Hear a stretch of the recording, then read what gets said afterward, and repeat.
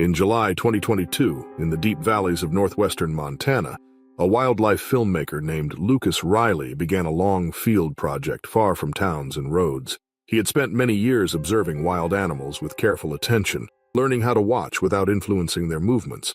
His love for nature had started in childhood, when he spent long hours beside quiet creeks with a small camera balanced on his knees. Now skilled and experienced, he worked with a small team of helpers who shared his goal of capturing rare moments in the wilderness. They followed him through cold mornings, wet brush, and steep ground, trusting his steady ways and patient plans.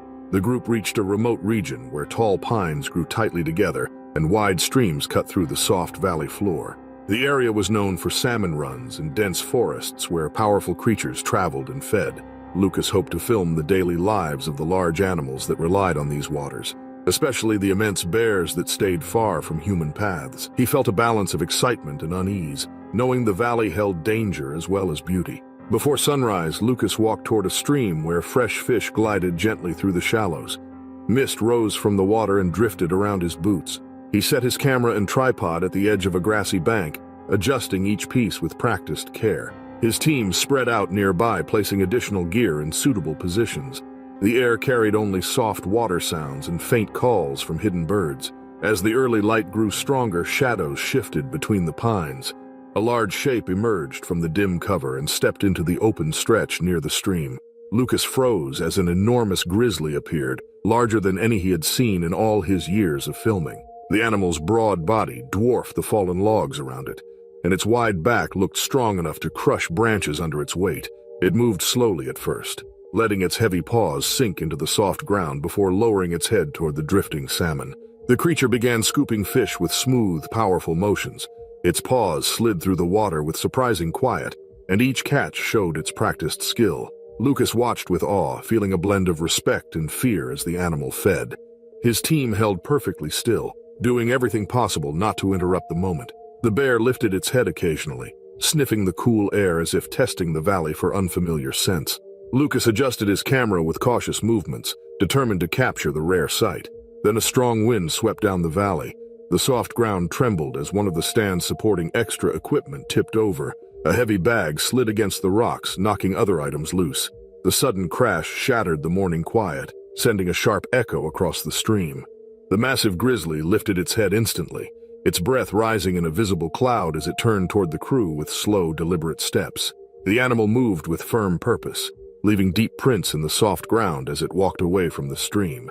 Its wide shoulders rose and fell with each heavy breath, and its thick fur shifted like wind-swept grass. The calm morning air now felt tight and brittle as the strong creature closed the distance between the forest edge and the humans. Lucas felt the weight of the moment settle heavily on his chest as he backed away from the bank, guiding his team with steady gestures. The grizzly's dark gaze locked onto the fallen equipment, and its powerful legs carried it across the uneven terrain with surprising speed. The overturned bags and broken stands created a scattered trail of trouble. The bear reached the loose pile first, pushing a metal case aside with one easy sweep. The case slid across the rocks and landed near the stream, splashing cold water upward. The animal pressed forward, stepping over tangled cords and crushed parts, flattening them under its weight. Lucas and his team retreated toward the thicker trees, trying to maintain a safe distance without losing sight of the powerful creature moving among their gear. Each shift of its body reminded them of the danger that filled the valley. The bear paused at a smashed camera lying half-buried in the grass. It lowered its head and sniffed the broken object before brushing it aside, leaving deep grooves in the soil. The soft ground captured wide, heavy paw prints that showed the strength behind each step. The creature lifted its head again, watching the retreating group, then turned slowly as if choosing between pursuit and withdrawal. After a tense moment, it swung its massive body away from the humans and moved back toward the dense cover beyond the stream. Lucas held his team still until the last glimpse of the grizzly disappeared among the trees. Only then did the tightness in his chest ease enough for him to breathe steadily. The gentle mist and quiet stream returned. Yet the morning no longer felt peaceful. Broken equipment lay scattered across the valley floor, showing how quickly a calm world could be shaken by the presence of such an animal. Crushed memory cards, snapped parts, and cracked lenses meant none of the rare sight had been saved on film. The group gathered near the bank, checking each person to ensure no one had been injured during the retreat. Their hands trembled, not from cold but from the intense fear that had swept through them. The ruined equipment felt like a heavy loss, yet the fact that all of them remained unharmed mattered more than any footage. Lucas studied the huge prints left behind and realized he would remember the animal's size, strength, and presence more clearly than any recording could convey. As the day brightened, the group gathered what remained of their supplies and began the long walk back toward camp. The valley looked unchanged, but they carried a new respect for the land around them. The shadows between the pines seemed deeper, and each sound held more meaning. By the time they reached their shelter, the full weight of the encounter had settled over them. They understood that the wild would always hold forces stronger than their plans, and that sometimes the greatest story came not from what they captured, but from what they survived. In June 2024, along a quiet creek deep within remote Alaskan wilderness, far from towns or marked routes, fisherman Jason Miller walked through tall grass toward the moving water. He had spent many summers fishing in wild terrain and appreciated calm mornings shaped by cold wind, soft early light, and the steady sound of rushing currents. He had grown up close to rivers and learned how to cast, maintain his gear, and stay patient during long hours of waiting. His longtime friend, Mark Reynolds, shared the same appreciation for open land and quiet streams. The two men often planned extended trips together, hoping to catch salmon in peaceful areas rarely visited by anyone. Both men set up a simple space for their tools and supplies. Jason carried a cooler stocked with baited fish and prepared meals, placing it near the soft dirt close to the bank. The forest surrounding them was thick with moss, tall trunks, scattered fallen branches, and wide shadows stretching across the ground. Birds shifted between branches overhead, and the stream maintained a steady rhythm that made the entire place feel calm and sheltered. Mark moved upstream to search for spots where salmon might gather. Jason stayed near the cooler, relaxing for a moment as he checked his line. Neither man noticed that deep inside the woods, a hungry black bear had begun to move toward the creek. Food had been scarce that season, and the strong scent from the cooler reached the animal easily. Slow, deliberate steps carried the bear forward through brush and ferns, its body hidden beneath layers of leaves and thick cover. Jason crouched to adjust his bait, unaware of anything approaching. Mark, farther up the creek, turned when he heard a sudden shift of branches behind his friend. His chest tightened as he saw a large shape break through the green wall of trees. The bear moved quickly, crossing the short distance between the forest and the bank in a matter of seconds. The sudden rush shattered all calm. Jason tried to stand, but the bear reached him with a powerful charge, knocking him off balance and forcing him into the ground. Mark felt frozen as he watched his friend struggle to move away. The bear remained focused on Jason, driven by hunger and the scent coming from the cooler beside him. Mark grabbed a flare from his pack, his hands unsteady as he ran toward the scene. The creek roared on as the moment blurred into panic. Mark pushed forward and raised the lit flare high, hoping the bright spark and sharp smoke would drive the bear off. The flames hissed in the cool air, while the animal shifted its weight, still locked onto Jason with full attention. For several long minutes, nothing changed. The bear stayed close, moving only when the flare came too near. At last, the animal turned toward the deeper forest, stepping back into the shadows and brush until its form disappeared completely. Mark dropped to his knees beside Jason, the sound of the creek filling the quiet as the terrible moment settled over the lonely stretch of wilderness. He remained beside his friend, feeling the cold ground press into his legs as he tried to steady his breathing. The creek continued flowing past them, quiet yet strong, as though unaware of what had occurred at its edge. The tall trees around the clearing stood unmoving, and the ferns swayed only with the faint wind. Mark placed his hands on the wet earth, attempting to calm his shaking limbs while he looked at Jason. The moment felt heavy and unreal, like a long event that refused to fade. The forest seemed larger now, wider, darker, and every shape appeared uncertain. Mark felt weak with fear, yet he forced himself to stand. He studied the tree line again, watching the path where the animal had gone, searching for any hint of movement. The area remained silent, though the silence did little to ease the tension inside him. The scattered cooler, overturned gear, and snapped branches created a scene that looked nothing like the peaceful place they had chosen just hours earlier. Mark knew he needed help immediately. He moved toward his pack and grabbed the small emergency device he always carried for long trips. His hands trembled as he pressed the button designed to send a distress signal. A faint light blinked, confirming that the call for assistance had begun. Even so, Mark understood that help would not arrive quickly. The nearest team would need to cross rough land, navigate uneven ground, and locate his exact position. He returned to Jason and stayed close, hoping his friend might remain conscious. But the minutes dragged on. Mark felt dread settle more deeply into his chest. He repeatedly scanned the thick cover around them, worried the bear might return. The scent of disturbed soil mixed with the usual forest smells, creating an uneasy atmosphere. Mist drifted above the water, making the opposite bank difficult to see.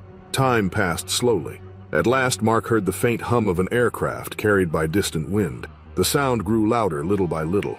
He stood and waved his arms in wide arcs, hoping the team would spot him. Soon, rescuers reached the clearing near the creek. They approached with careful steps, maneuvering around fallen branches and scattered equipment. They assessed the scene quickly before kneeling beside Jason. Their expressions grew somber as they worked. Mark watched anxiously, hoping for even a small sign of improvement, but none came. The team lifted Jason onto a stretcher, covering him gently before carrying him toward the aircraft waiting in the clearing. Mark followed slowly, each step feeling heavy. The once peaceful creek now seemed distant, its calm replaced by lingering fear and deep sadness. The tall trees, thick brush, and quiet air all felt changed, as though they carried the memory of what had taken place. When the aircraft lifted into the sky, Mark remained standing in the clearing for a long moment. The soft wind touched his back as he looked toward the forest trail. He knew he would never forget the sound of fast steps in the brush, or the sudden shock that transformed a simple fishing trip into tragedy. In the days that followed, officials inspected the area, studying the tracks and damaged items left behind. They reminded visitors that wild landscapes can shift instantly when food scents draw animals from hidden cover, urging people to keep supplies secured and remain alert, even in places that appear safe. Mark carried those warnings with him as he packed the last of his gear. He walked away from the creek slowly, leaving the wild land behind with a new understanding of how quickly calm can turn into danger in the remote reaches of Alaska. On January 2025, in the far northern reaches of the Arctic, 3 researchers worked on drifting sea ice under a pale sky that never rose high. Elena had grown up near cold coastlines and always felt calm around snow and wind. Her interest in birds began as a child, watching them circle above quiet beaches. Mark had studied frozen landscapes since college, drawn to wide, empty places where few people ever walked. Sophia had spent years observing how animals moved across ice and water, carrying notebooks filled with small sketches and notes. Together, they formed a small team sent to study birds crossing the Arctic sky during long migrations. Their temporary station rested on a wide sheet of ice that groaned and shifted with the ocean beneath. Wooden panels, plastic covers, and ropes held the structure in place. Crates filled with food and fuel sat just outside the entrance. The scent drifted across the ice whenever the wind shifted. Birds circled high above, but the team focused on cracks forming near distant ridges. They worked long hours checking equipment, noting movement patterns, and warming their hands near small heaters inside the station. The night of the incident was colder than usual. The wind rose swiftly, carrying sharp snow across the ice field. The sound of the storm filled the air, making it hard to hear anything beyond the flapping of loose covers. Elena stepped outside to secure a rope that had come loose, feeling the cold bite deep into her face. As she turned back toward the station, she noticed a shape moving near the far side of the crates. At first, the blowing snow obscured it, but then a heavy white outline shifted closer, revealing the source of the threat. A large polar bear circled the station, drawn by the smell of stored supplies. Its massive paws pressed deep marks into the ice, each step slow but deliberate. The wind muffled the sound of its movement, yet its presence dominated the shadows around the station. Elena hurried inside, heart pounding as the bear moved toward the wooden wall. The team braced themselves, trying to steady their breathing, but the storm outside drowned out everything. Suddenly, the bear rammed the wall with such force that panels split, sending pieces of wood and equipment flying. Mark ducked behind a crate as loose tools and boxes scattered. The station shook from the blow, bending frames and tearing ropes free. The bear swung its huge limbs through the opening, knocking over supplies and toppling a small generator. Sparks flashed across the ice as the machine landed hard. Sophia reached for a flare stick, hands trembling. A wide paw swept past her, missing by inches and scraping the floor. The sparks lit the ice as chaos unfolded, the storm outside blending with the violence inside. Holding the flare close, Sophia cast bright flashes across the ground. The bear moved slowly through the broken opening, testing each shift of the damaged frame. Its thick fur brushed against fallen crates, pushing them aside as though they were weightless. The wind outside carried snow into the station, mixing it with loose scraps of paper and splintered wood. The cold cut sharply through the room, making each breath painful. Elena crawled toward the far wall, keeping low as the bear swung its limbs through the clutter. The station floor was covered with scattered gear, making rapid movement difficult. Mark stayed behind the crate he had used for cover, gripping its edges to avoid sliding across the ice. The bear toppled another supply box, sending small metal parts rolling in all directions. Each impact sent shivers through the weakened frame, as if the structure could collapse at any moment. The flare in Sophia's hand finally sparked to life, releasing a bright red glow that illuminated the bear's wide shape. The harsh light made the animal pause for the first time since forcing its way inside. The wind carried the smell of the burning flare, and the bear stepped back slowly, shaking its head before moving toward the opening it had torn. Its large paws dug deep grooves as it exited, disappearing into the thick, drifting snow of a nearby ridge. The station was left in silence except for the groaning ice and the steady beat of the wind. Elena sat with her back against the damaged wall, trying to slow her racing heart. Mark pulled himself away from the crate, wincing at the deep marks along his arms. Sophia crouched near the broken panels, watching the storm to ensure the bear did not return. Their faces were pale, and their hands trembled from cold and fear. The floor was strewn with frozen tools, cracked wood, and spilled supplies. The small heater had stopped working when the generator fell, leaving the station colder with each passing minute. Wrapped in spare blankets, they tried to warm numb fingers and calm themselves. Elena and Mark felt sharp stings where claws had grazed them, and dark bruises were forming along their sides. By morning, the storm softened, revealing deep tracks leading toward the ridge. The team understood how close they had come to disaster. Survival in this environment depended on caution, careful planning, and respect for a land where even one mistake could bring a predator to their door. On March 12, 2024, the frozen coast of northern Alaska lay under a dim, colorless sky, where the horizon blurred into endless white and the air shimmered with cold so sharp it seemed alive. A small helicopter cut across that frozen silence, its blades sending fine snow whirling into the wind. Inside were three people: pilot David Harmon, 38, a seasoned veteran of remote flying; biologist Clara Jensen, 35, who had spent her career studying Arctic wildlife; and field technician Aaron Briggs, 29, who handled the recording gear and tagging equipment stacked neatly behind their seats. They were part of a government survey team, documenting seal populations across the drifting ice floes that stretched like fractured glass across the Beaufort Sea.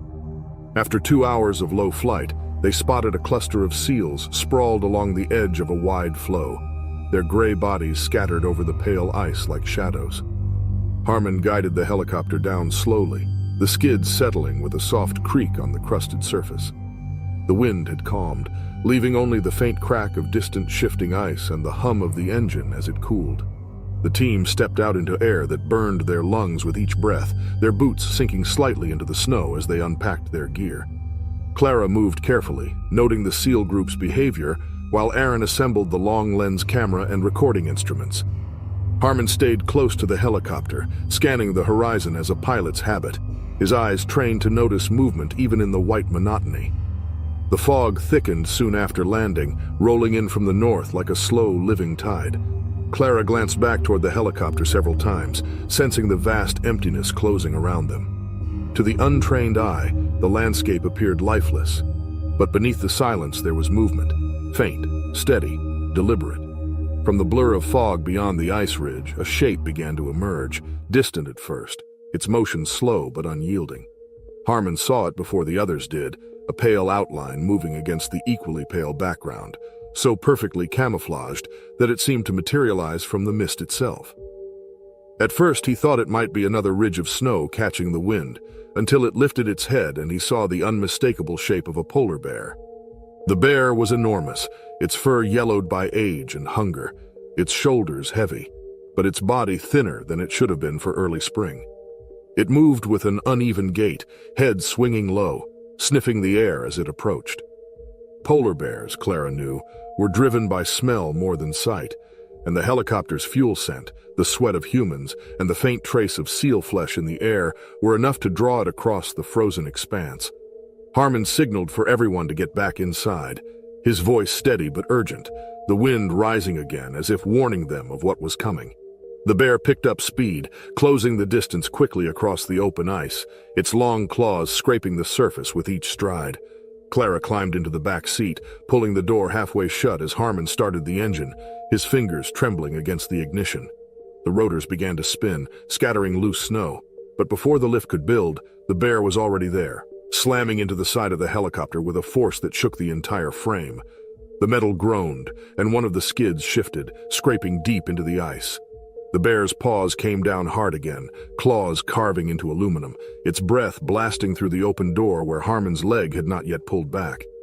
One swipe connected, tearing through his flight suit and deep into his thigh, a flash of red against white. He shouted in pain, instinctively hitting the throttle, trying to lift off even as the machine rocked dangerously. Clara grabbed the canister of bear deterrent from under the seat, yanking the safety tab free and spraying through the open gap. The orange mist burst into the air, carried by the rotor wash directly toward the bear's face. The animal reared back, roaring in fury, striking again at the skids and tearing loose a small panel that clattered across the ice. Snow and fuel residue mixed in the air, stinging their eyes, and the helicopter pitched slightly as Harmon fought for control. Aaron reached for the emergency flares, lighting one and throwing it out toward the bear's feet. The flare hissed, red and violent against the white, rolling and sputtering near the creature's chest. For several seconds the bear hesitated, swinging its head back and forth, its black eyes wide and uncertain, its breath visible in heavy clouds. Then it lunged again, ramming its shoulder into the front of the helicopter, nearly toppling it. The sound was deafening. Rotors cutting through air, the engine straining, the flare crackling, all merging into one chaotic roar. Harmon gritted his teeth through the pain, forcing the throttle higher, the helicopter straining to rise as the bear continued to strike. Finally, as the combined noise and light reached a fever pitch, the bear stumbled back, disoriented and blinded by the deterrent. It turned away, lumbering slowly toward the fog, stopping once to look back before vanishing into the white haze that had swallowed the horizon. Harmon managed to keep the machine hovering low enough to stay stable until Clara reached forward and secured his bleeding leg with a strap torn from a backpack. The floor was smeared with snow and blood, and Aaron was still clutching the flare pistol, his hands shaking. The helicopter rose unsteadily, its side dented and the left panel flapping loose, but the engine held. They flew southeast toward the nearest coastal outpost, the flight taking 20 agonizing minutes through blinding fog and turbulence. Harmon's face was pale, jaw clenched against the pain, while Clara pressed his leg to slow the bleeding, her other hand gripping the seat frame to steady herself. When they finally landed, medical crews rushed to pull them out, their boots crunching over the icy pad as the rotors slowed. Harmon's leg was broken and deeply lacerated, the wound just missing a major artery. Clara's arm was bruised and scratched, and Aaron's shoulder ached from where he had been thrown against the doorframe. Later, wildlife experts confirmed that the bear was likely in severe starvation after a season of poor ice coverage, its desperate behavior a reflection of how rapidly the Arctic's balance was collapsing. They warned that such encounters would become more common as the sea ice thinned earlier each year, forcing predators and people ever closer together in the fading cold. August 21st, 2021, the forests of northern Maine lay heavy with late summer mist, the air damp and cool above a winding river that moved quietly between thick walls of spruce and cedar. Wildlife photographer Sophie Lang, 33 years old, guided her small green canoe through the still water, her camera resting between her knees, its lens fogged slightly by the morning chill. She had come alone, as she often did, drawn to the solitude and the soft light that fell over the valley in late August, when salmon began their upriver migration. The silence was broken only by the rhythm of her paddle, dipping and rising, with droplets breaking the surface in slow, deliberate motion. Sophie had been working for 2 days, camping along the bends and photographing the salmon as they moved through the shallows, their bodies flickering silver beneath the surface. That morning she reached a stretch of river that widened briefly before narrowing again, the kind of place where the current split around smooth stones and created shallow riffles perfect for photographs. She eased the canoe toward the bank, the bow scraping lightly against gravel, and stepped out carefully, camera in hand, boots sinking slightly into the damp soil. The light had turned soft and golden through the mist, and she crouched low, focusing on the shimmering movement beneath the water. The forest behind her was still, dense with ferns and low berry brush that grew thick near the edge of the river. She noticed the faint sound of something shifting, branches cracking, foliage rustling in slow, uneven rhythm. but thought little of it, assuming it was wind or perhaps a deer moving through the trees. Her camera shutter clicked several times, echoing faintly off the water, before the sound from behind grew sharper, heavier, closer. When she turned, she saw it. A black bear, large and dark, emerging from the brush less than 10 meters away, its fur matted from moisture, its head swinging low as it tested the air. For one suspended second, neither moved. The mist wavered between them, blurring the distance, and the bear seemed as startled as she was. Then it lowered its head and charged. The rush of movement came faster than she could think, the sound of claws tearing through mud, of water splashing as it crossed the narrow riverbank. Sophie stumbled backward toward the canoe, heart hammering, camera still hanging from her neck as she reached for the gunwale. The bear's weight struck the front of the canoe, its paw smashing against the bow with a heavy crack that split the wood and sent water splashing over her legs. The canoe tilted dangerously, and her camera dropped into the shallow water beside her, sinking beneath silt and foam.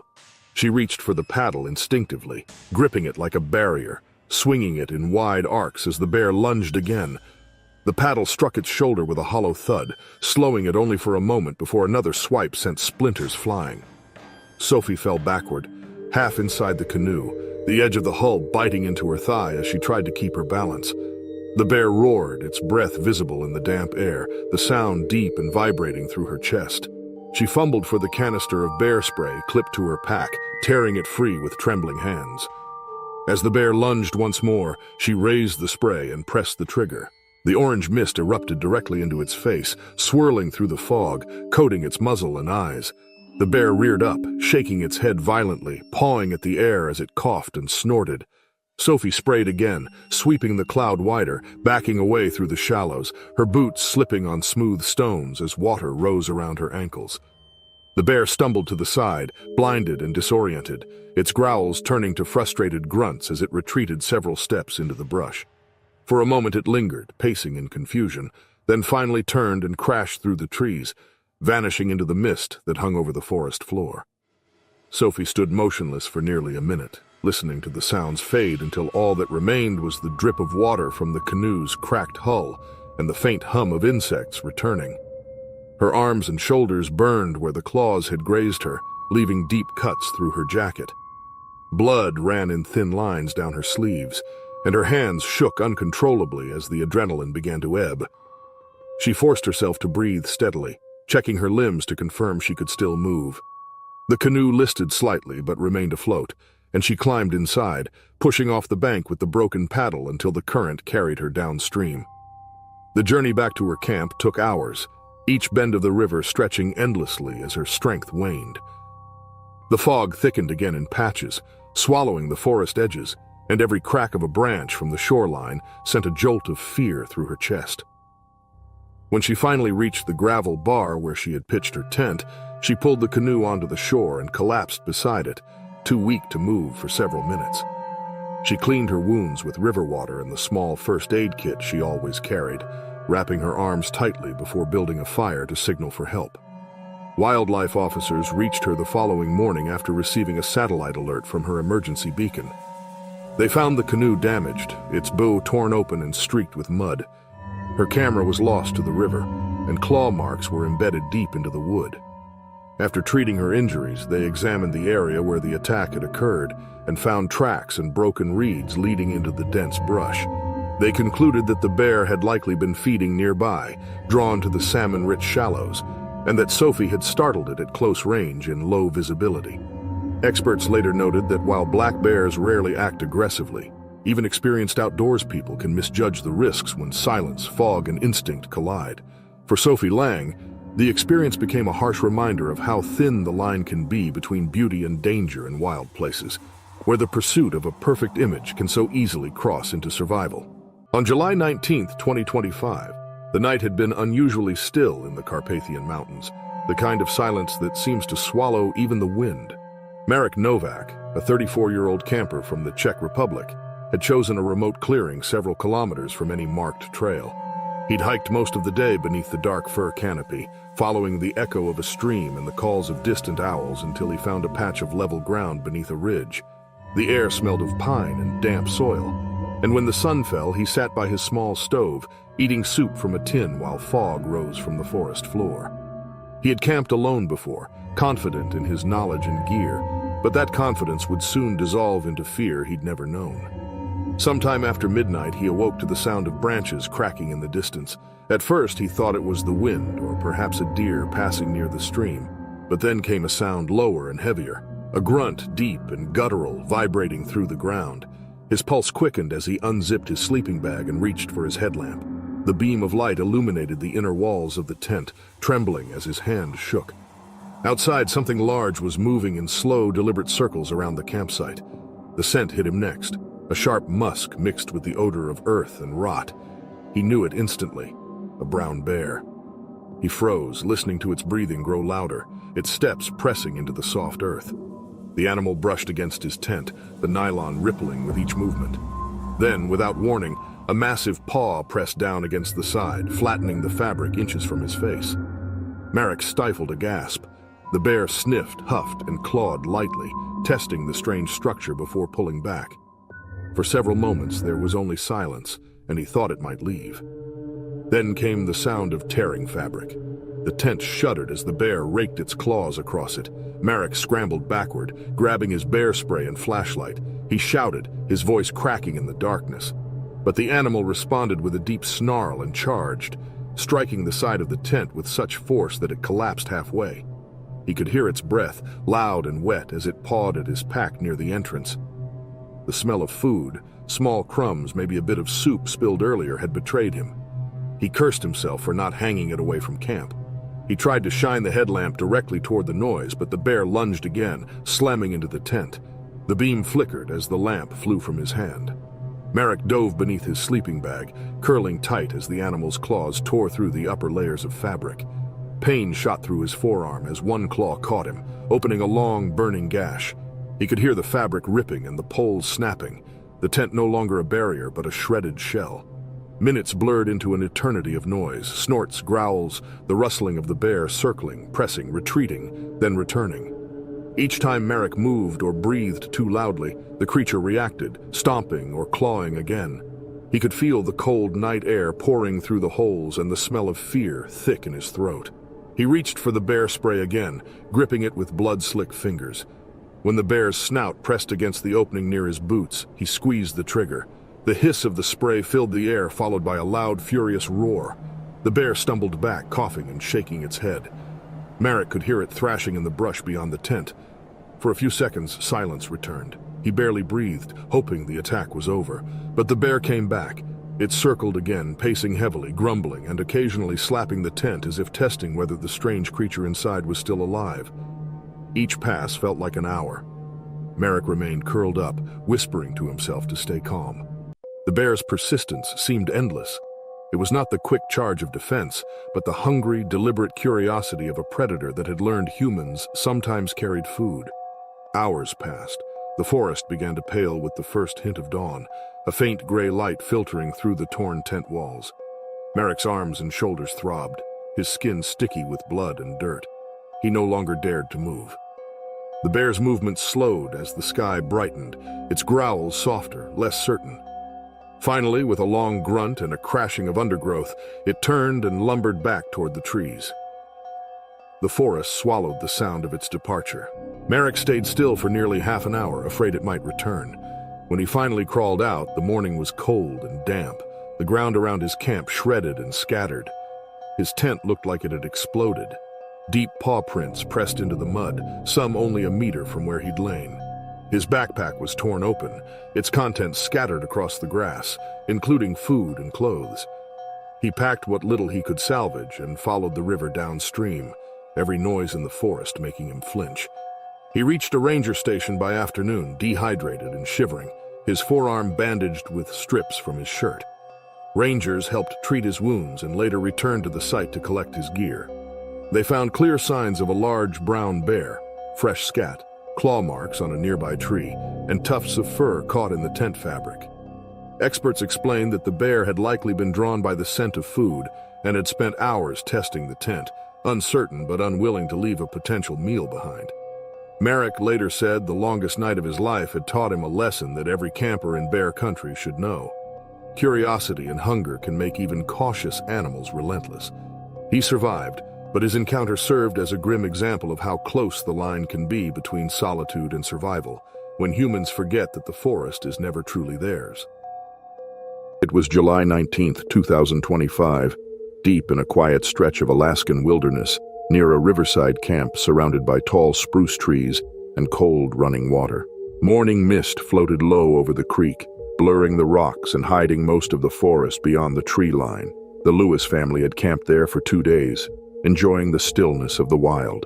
Eric Lewis and his wife were near the tents, packing supplies and preparing to leave before the afternoon sun made the river currents stronger.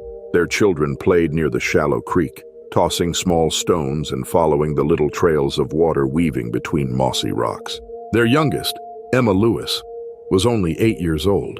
She loved exploring creeks and catching the tiny silver fish that flashed in the cold shallows. Her older brother stayed farther upstream, while she crouched near a bend in the creek, tracing lines through the wet sand with her fingers. The air smelled of damp soil and river water, mixed with the faint scent of fish drifting down from upstream spawning grounds.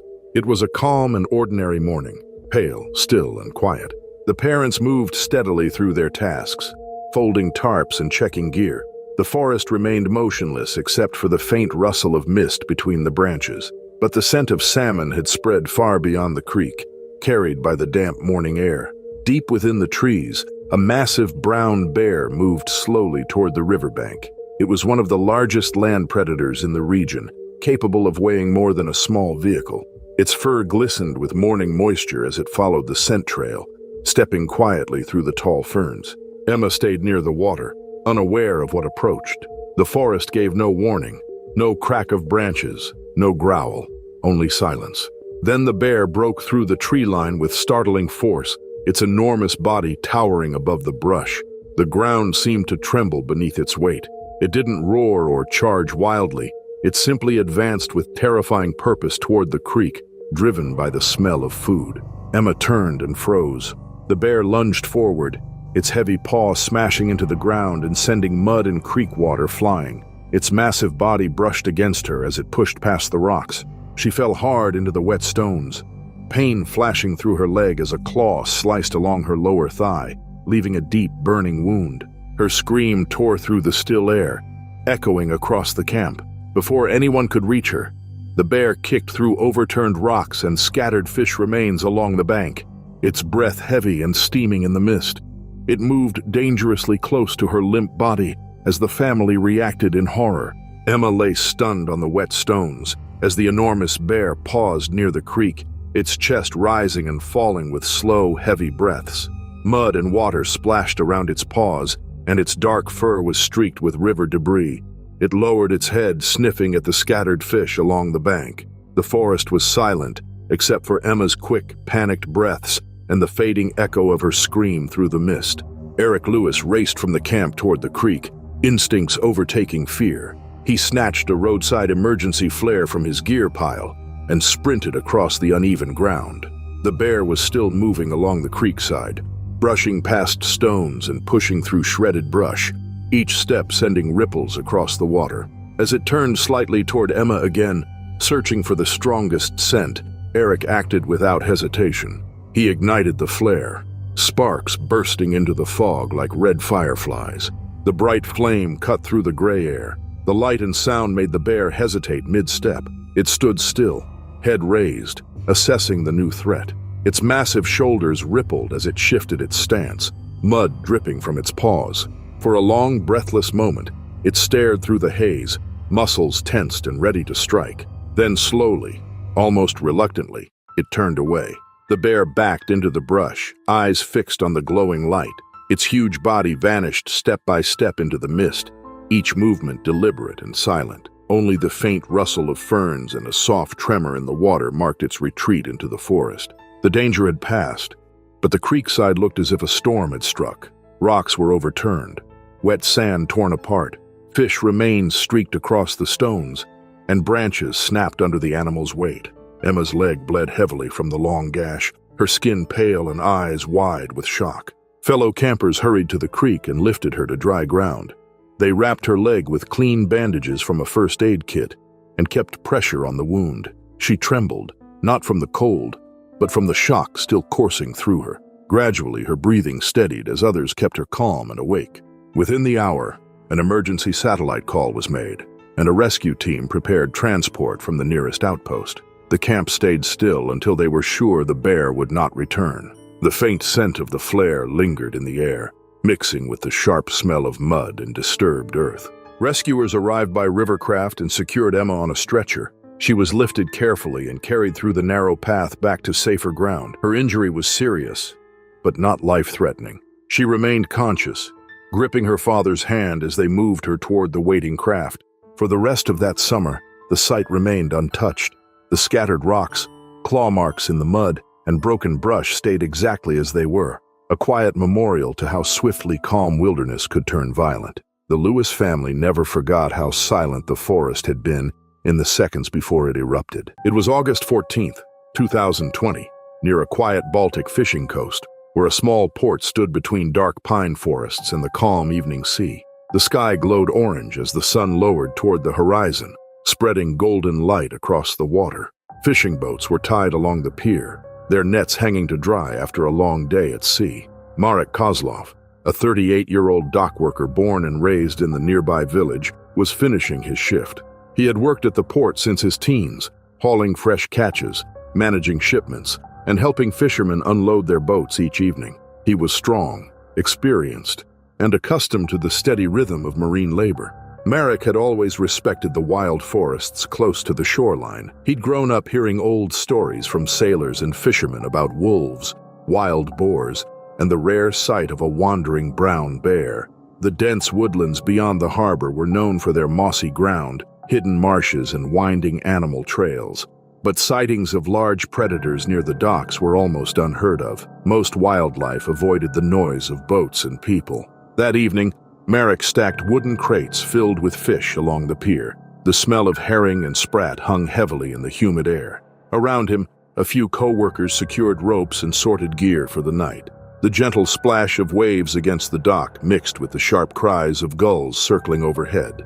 For a brief time, everything felt calm and ordinary. Then came a rustling sound from the far edge of the port, deep and heavy, unlike wind or birds. Marek turned toward the tree line, expecting maybe a stray dog or a deer. But from the shadows of the forest, a massive brown bear emerged.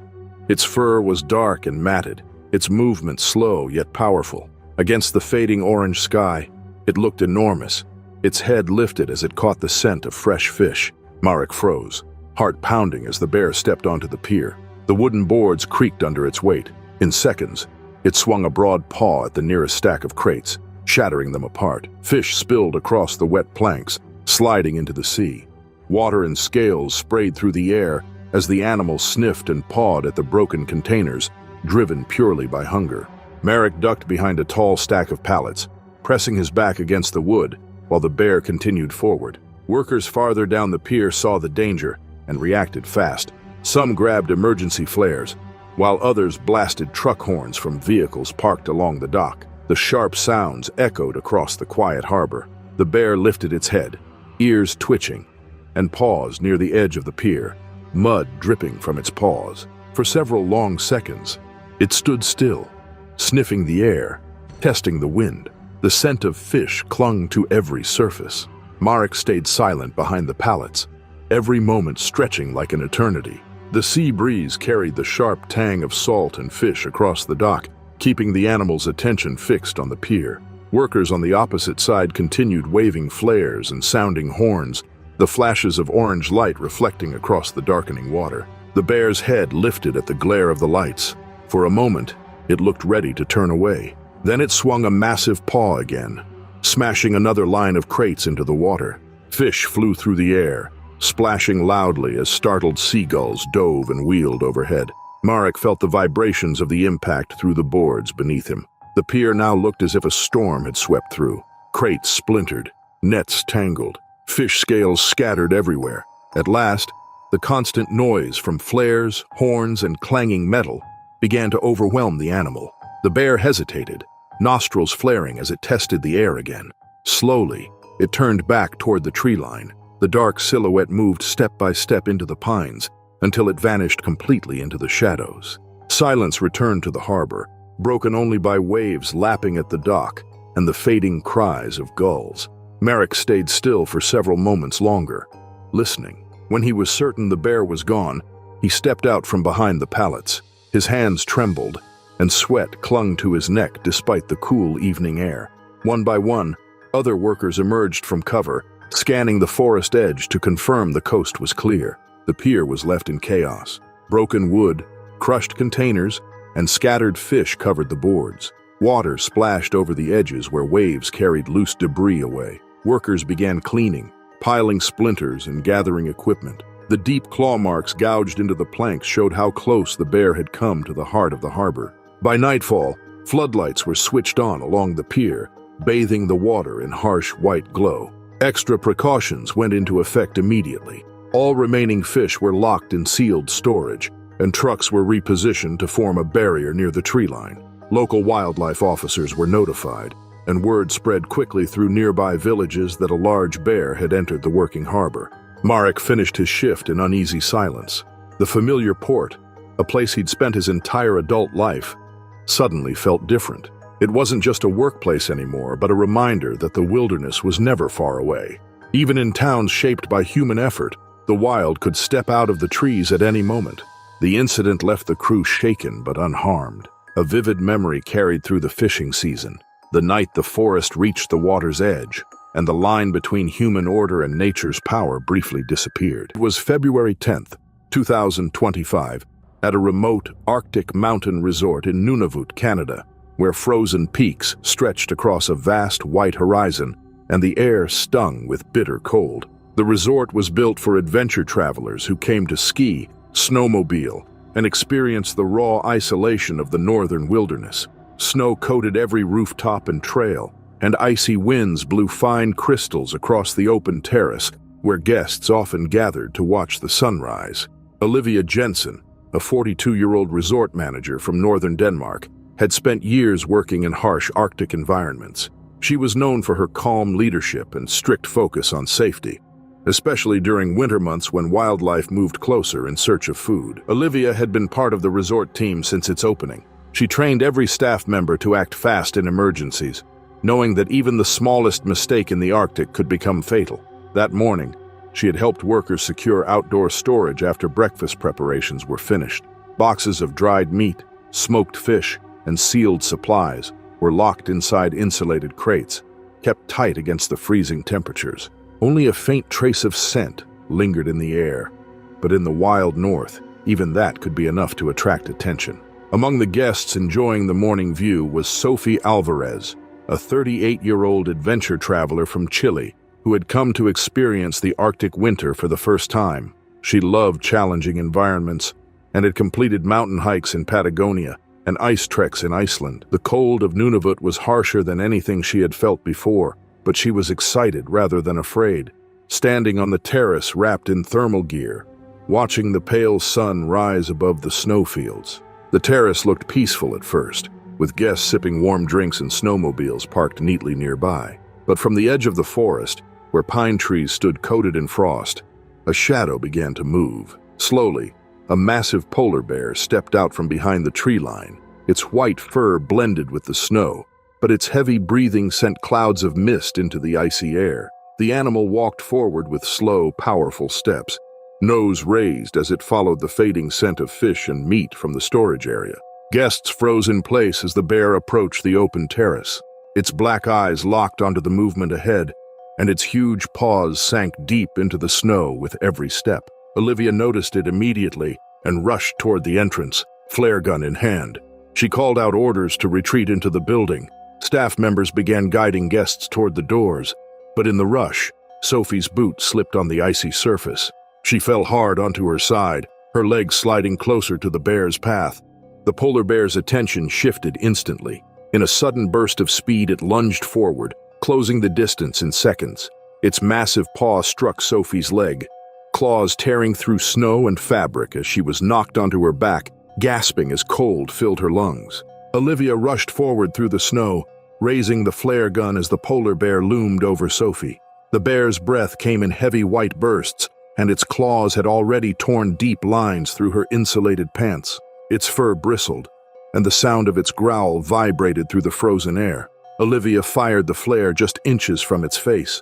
The sudden blast of light and heat streaked past the bear's eyes, crackling through the air before hissing into the snow nearby. The giant predator reared back in shock, paws scraping the ice as it swung its head away from the searing light. Its roar echoed against the mountainside, rattling windows and sending snow cascading from nearby roofs. For a tense moment, it stood tall, ears pinned flat, unsure whether to attack or escape. Flames from the flare flickered on the snow, adding noise and motion that further pushed the bear off balance. It took several long strides backward, then turned sharply and lumbered back toward the tree line, snow exploding beneath its paws with each powerful step. Sophie lay motionless for a moment before Olivia and two staff members reached her. They pulled her carefully across the snow and lifted her toward the resort entrance as other guests held the doors open. Her leg was covered in snow and blood, and bruises were already forming beneath the torn fabric. She was conscious but shaken, her breathing uneven and shallow. The cold made every second critical as frostbite could begin quickly in exposed areas. Staff guided her into the warm interior lobby, where emergency equipment had already been prepared. Outside, sleds and equipment lay scattered across the terrace. The snow was deeply marked with claw prints, long and wide enough to swallow a human foot. Several storage crates had been knocked over, and meat scents still lingered faintly in the frigid air. Staff began moving quickly to secure all remaining food and remove anything that might draw the bear back. The once calm morning had been transformed into chaos, the silence broken, and the safety of the resort shaken in an instant. Medical staff treated Sophie inside the resort, wrapping her injuries and controlling the bleeding.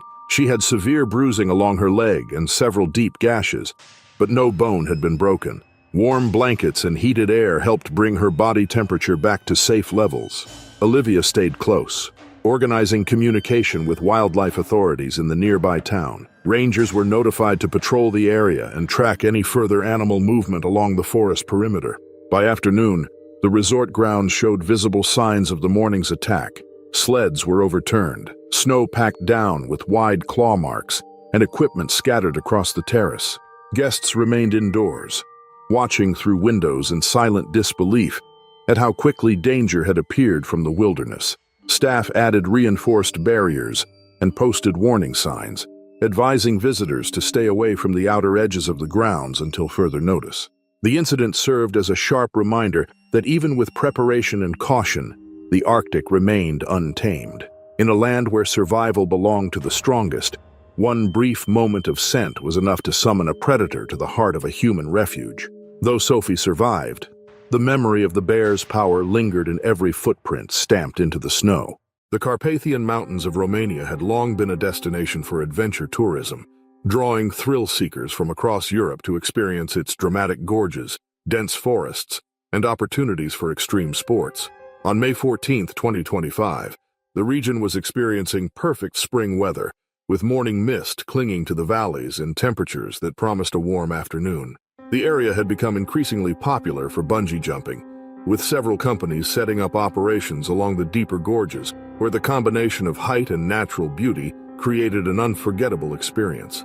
Adrian Stoica, a 31-year-old software engineer from Bucharest, had been looking forward to this trip for months. He had convinced his friend Ioana Marin, 28 and considerably more cautious by nature, to join him for what he promised would be a once-in-a-lifetime experience.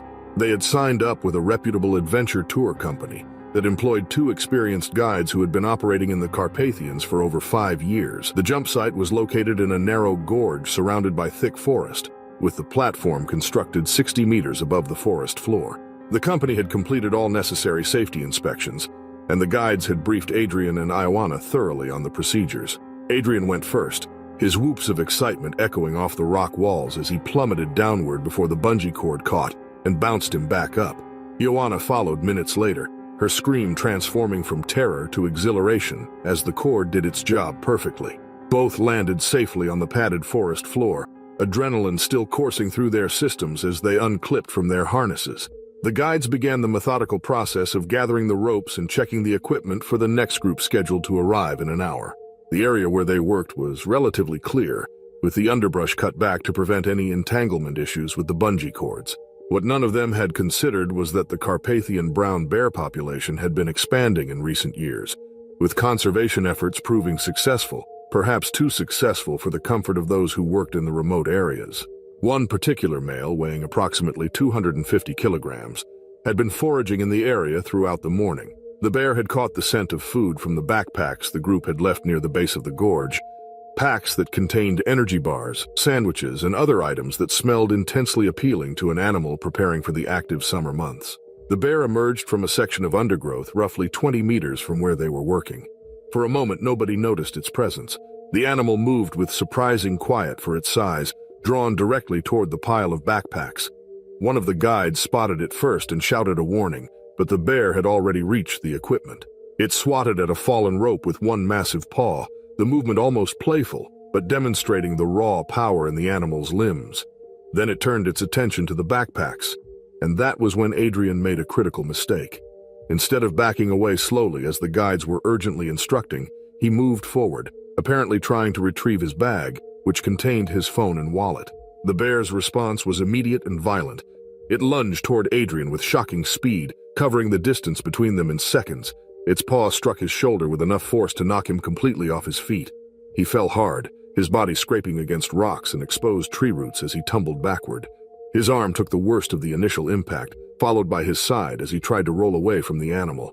Ioana screamed and began backing toward a cluster of trees, her mind struggling to process what was happening. The two guides reacted with the training they had gained from working in bear country. They grabbed metal equipment rods and began banging them together, creating a loud clanging noise that echoed through the gorge. They shouted continuously, trying to make themselves appear as large and threatening as possible. One guide threw his backpack directly at the bear, the bag hitting its flank and causing it to turn away from Adrian for a moment. The other guide moved laterally, still banging the metal rods and yelling. The combination of noise and perceived threats from multiple directions confused the animal. It took several steps back, swinging its head from side to side as it assessed the situation. Adrian lay on the ground, bleeding from multiple lacerations on his arm and side. He had the presence of mind to remain still, his body screaming in pain, but his survival instinct was overriding any urge to move. Ioana watched in horror from her position near the trees, tears streaming down her face as she witnessed her friend's injuries. The bear circled once more, sniffing the air and occasionally glancing at the backpacks. The guides continued their noise-making, never stopping their shouts and the metallic clanging. After what felt like an eternity but was likely less than 3 minutes, the bear seemed to lose interest. It turned and lumbered back into the undergrowth, disappearing into the forest with the same eerie quiet with which it had arrived. The moment the bear was out of sight, everyone sprang into action. The guides rushed to Adrian's side while Ioana stumbled over on shaking legs. Adrian was conscious and responsive, though clearly in severe pain. His shoulder was bruised and swelling rapidly, and the cuts on his arm were bleeding steadily. They used clothing from the backpacks to create makeshift bandages, applying pressure to stop the bleeding. One guide immediately used a satellite phone to call for emergency services, while the other performed a more thorough assessment of Adrian's injuries. They decided to move him uphill toward a clearing where a helicopter could potentially land, supporting him between them as Ioana carried the essential equipment. The medical team arrived approximately 90 minutes later, accessing the site via a rough trail that wound up from the valley floor. Adrian was treated on site before being transported to a hospital in the nearest city. His injuries, while serious, were not life-threatening. He required stitches for the lacerations and treatment for the deep bruising, but he would recover fully given time. The incident led to immediate changes in the tour company's procedures, including more extensive bear awareness training and the installation of bear-resistant containers for storing food and personal items. For Adrian and Ioana, the experience became a story they would tell with nervous laughter, though both admitted they checked their surroundings far more carefully when hiking after that day. On September 22, 2019, the Appalachian Mountains were experiencing peak autumn conditions, with temperatures around 55 degrees Fahrenheit, perfect weather for distance running, which had brought Lucas Schneider to a particularly isolated trail system in western North Carolina.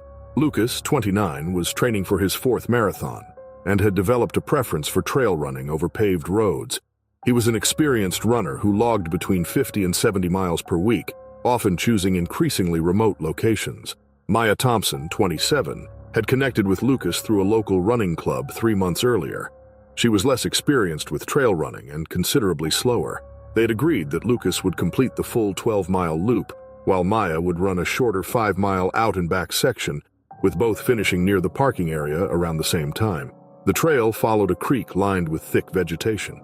The area was known for its berry bushes that attracted wildlife during late summer and early fall. Local authorities had recently noted increased black bear activity in the region, attributed to ongoing logging operations that were displacing animals from their traditional territories. Signs had been posted at trailheads warning hikers and runners to make noise and be alert. Lucas set off at 6:30 in the morning, his usual training pace carrying him quickly along the narrow trail. His breathing fell into the steady rhythm of years of training. Maya started her run 15 minutes after Lucas, maintaining a more moderate pace and pausing occasionally to check her footing. She carried a handheld water bottle and had trekking poles strapped to her small running pack. The black bear that would change both their lives had been foraging in a berry thicket about 30 meters from the trail. The animal was a large male, later estimated to weigh around 180 kilograms, and had been displaced from its usual range by tree-clearing operations. The bear was focused on consuming as many calories as possible before winter. Lucas came around a bend in the trail at a speed approaching 9 miles per hour, his feet barely making sound on the packed dirt. The bear, startled by the sudden appearance of a human moving at speed, reacted with instinct, perceiving the runner as a threat. The animal burst from the underbrush with explosive force, covering the distance in seconds. Lucas had no time to react before the bear's massive body slammed into him, knocking him to the ground. His head struck a rock, and he felt something crack in his ribcage as the bear's weight pressed down on him. Maya was approximately 200 meters behind. She heard the commotion first, a crashing sound followed by what might have been a shout, though it cut off almost immediately. She increased her speed, rounding the same bend. The scene that confronted her was nightmarish. The bear was on top of Lucas, who lay motionless on the trail. The animal was using its paws in repeated striking motions. Blood was visible on the ground and on Lucas's bright blue running shirt. Maya's water bottle slipped from her hand. She screamed, a high-pitched sound that carried through the forest. Her hands fumbled for the trekking poles on her pack, managing to pull one free. She began striking it against a large oak tree beside the trail, producing a sharp cracking sound. She continued screaming, her voice going hoarse almost immediately, but she did not stop. The bear's head turned toward her, and for a terrible moment Maya thought it would charge her next. Instead, after what might have been 10 seconds but felt like minutes, the animal moved off Lucas's body and retreated into the underbrush. It moved with surprising quiet, and within moments the forest seemed to swallow all evidence of its presence. Maya stumbled forward to where Lucas lay.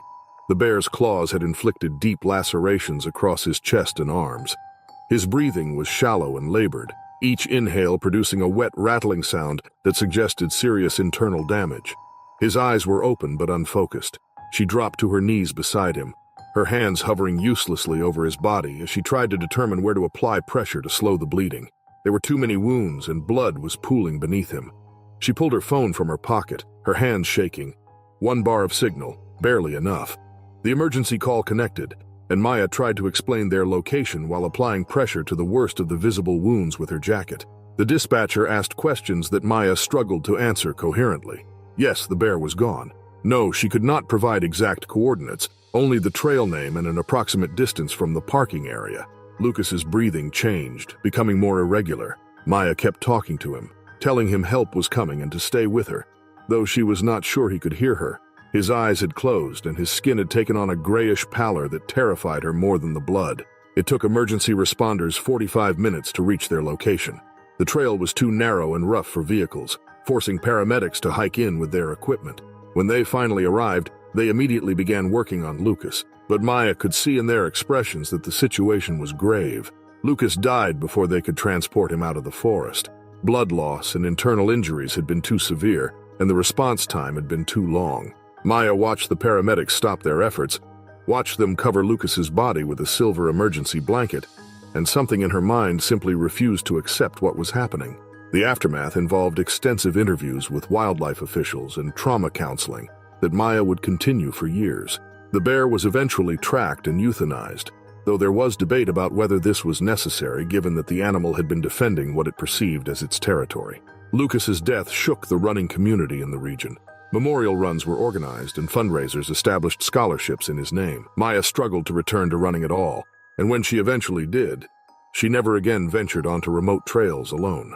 The incident became a cautionary tale among trail runners about the genuine dangers in wild spaces, dangers that no amount of experience or fitness could fully mitigate. Baffin Island, located in the Canadian Arctic territory of Nunavut, represented one of the most extreme environments on Earth where scientific research could be conducted. On March 18, 2024, the region was experiencing typical late winter conditions, with temperatures hovering around -25 degrees Celsius and weather patterns that could shift from clear skies to whiteout conditions within minutes. This was the landscape where glaciologists Hannah Reid and Mathieu Tremblay were conducting fieldwork, studying ice formation patterns, and collecting core samples for climate change research. Hannah Reid, 36, had been conducting Arctic research for over 12 years and held a doctorate in glaciology. Mathieu Tremblay, 41, specialized in the mechanical properties of ice. They had separated from their main research team to investigate a narrow ice channel between two larger ice formations, traveling with a specialized sled carrying equipment, survival gear, and food supplies. The morning had started clear with excellent visibility. They had completed their sampling work and were preparing to return to base camp 8 kilometers away. Weather forecasts had warned of a potential snow squall by afternoon, but both researchers knew they had adequate time to return safely. The forecast proved overly optimistic. The squall arrived nearly 2 hours early, sweeping across the ice field with shocking speed. Visibility dropped from several kilometers to less than 10 meters within minutes. Hannah and Mathieu immediately halted, positioned the sled as a windbreak, and checked their equipment, following standard protocol. What neither researcher knew was that a large male polar bear, estimated to weigh close to 500 kilograms, had been tracking their scent for the past hour. The animal was an experienced hunter that had learned to associate human activity with easy food sources. Polar bears possessed an extraordinary sense of smell capable of detecting prey from kilometers away, and the high-protein emergency rations in their sled had drawn the animal directly to their position. The bear approached through the swirling snow, its white fur providing perfect camouflage. Neither researcher detected its presence until it was within 20 meters. Hannah spotted it first, a shape that materialized from the white curtain of falling snow. She shouted a warning to Mathieu, and both immediately moved away from the sled, following training that emphasized never getting trapped between food sources and a polar bear. The bear reached the sled and began investigating it, its powerful nose identifying the locations of various food containers. With one massive paw, it knocked over a box containing emergency supplies, sending freeze-dried meals and energy bars scattering across the ice. The bear used its teeth to tear open packaging, sampling the contents with the efficiency of an animal that had learned human food was calorie-dense and accessible. Another swipe sent a second container tumbling from the sled. Hannah fumbled for the flare gun in her parka pocket, her gloved hands clumsy with cold and adrenaline. She managed to load a flare and fired it into the air above the bear. The bright red flame cut through the falling snow, creating a brief dome of reddish light. The bear's head lifted, tracking the light as it arced overhead and sputtered out.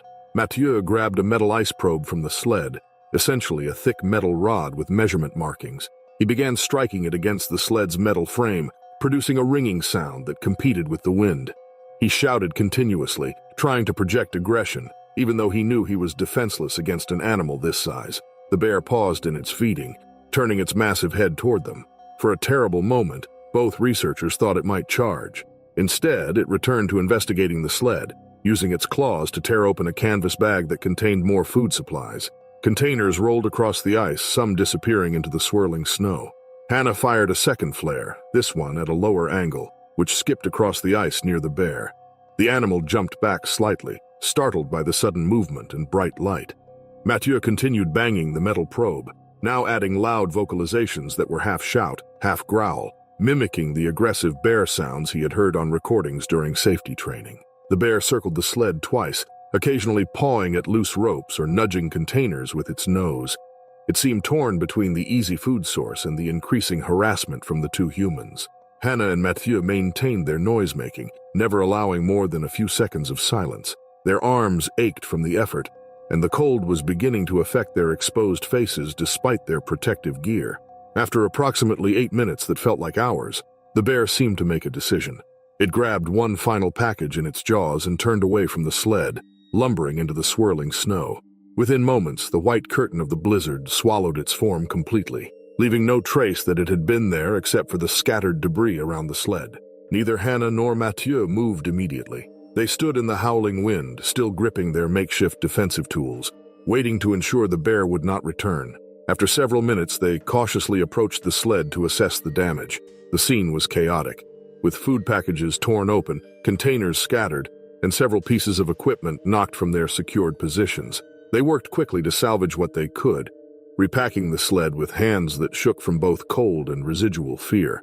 Much of their food supply was gone or contaminated with bear saliva and snow. Several sample containers had been crushed under the bear's weight. The emergency radio equipment appeared intact, which was their primary concern. Once the sled was secured, they began the careful journey back toward base camp. The squall continued for another hour before finally clearing, revealing the vast ice field under heavy cloud cover.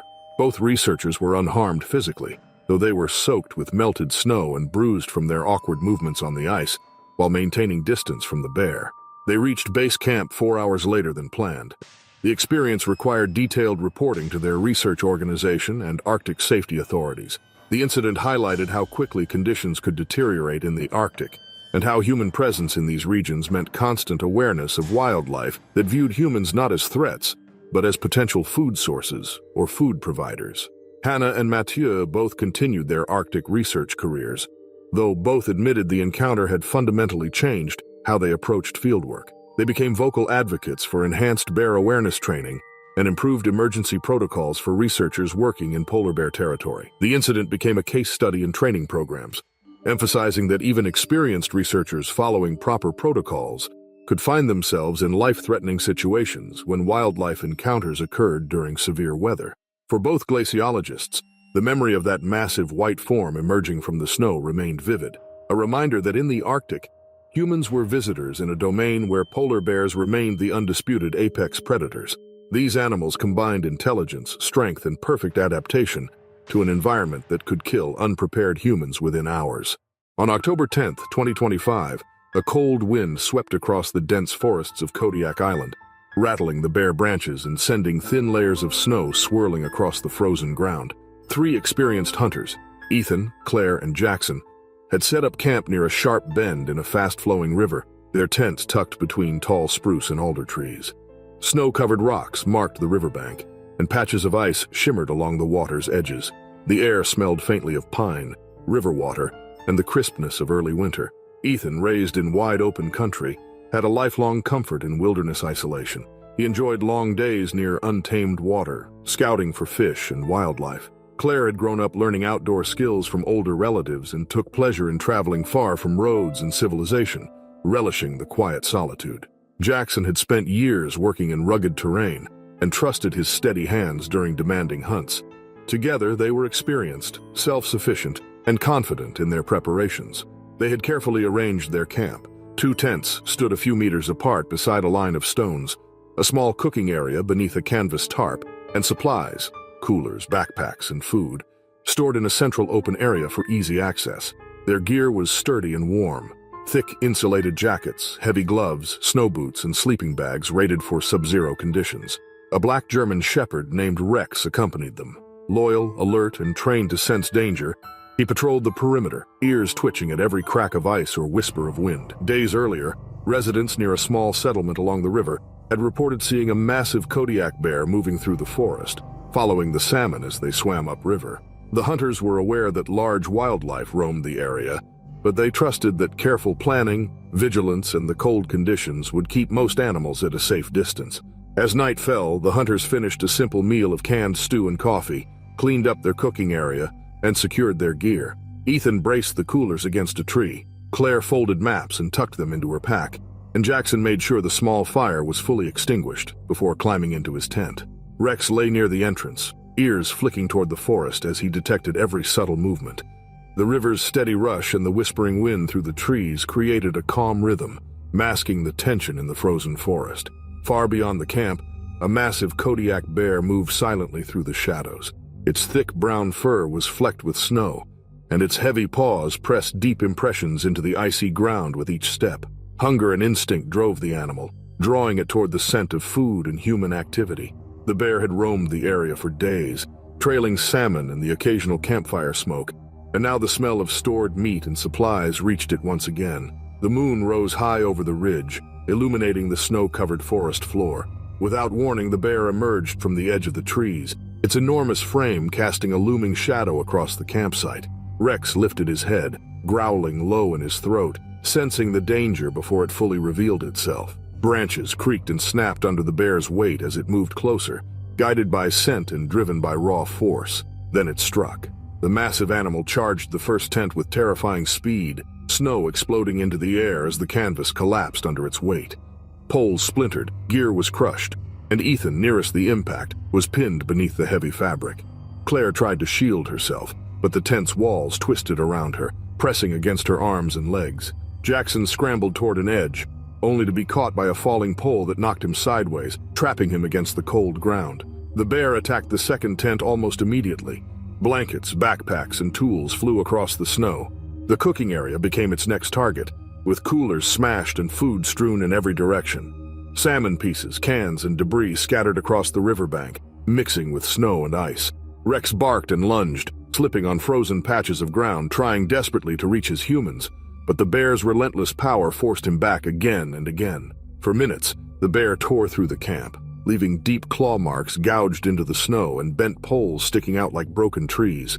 Then, with deliberate steps, it moved back across the damaged site once more, sniffing the air, pacing briefly, and finally disappearing into the forest, guided by the promise of easier prey elsewhere. Silence fell, broken only by the rush of the river and the occasional crack of a settling tree branch. Claire pressed herself free from the twisted fabric, arms scraped and trembling, while Jackson dragged himself out of the debris, every muscle aching from the struggle. Together, they staggered toward the center of the camp, where Ethan lay unmoving beneath the collapsed tent. The sight of their friend's body, limbs twisted and clothing torn, sent a shiver through them. Rex circled anxiously, sniffing and whining, sensing the loss even before the humans could fully comprehend it. By morning, the once quiet riverside camp had been transformed into a scene of devastation. Coolers were overturned and smashed, backpacks shredded, and personal gear scattered across the snow.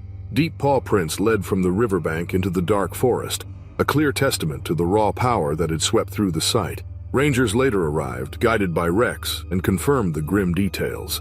The scene told a stark story. Even highly skilled hunters, well prepared and experienced, were vulnerable to the overwhelming strength and unpredictability of a Kodiak bear in remote Alaska. Neighbors' earlier sightings, combined with the rangers' observations of paw prints and destruction, corroborated the survivors' account. Claire and Jackson were able to recount the events, describing the suddenness of the attack, the bear's massive size, and the chaos that had unfolded in moments. The massacre at the Riverbend hunting camp served as a chilling reminder of the wilderness's dangers. It underscored the absolute dominance of apex predators in their natural habitat and the fragile boundary between human confidence and nature's raw, uncontrollable force. Though 2 lives survived to tell the story, the loss of Ethan and the destruction left an indelible mark on everyone involved, a testament to how quickly calm can turn into catastrophe in the wilds of Kodiak Island. In July 2025, in the deep wildlands of Ussuri Krai, Mikhail Petrov moved through the sky with a calm and steady mind.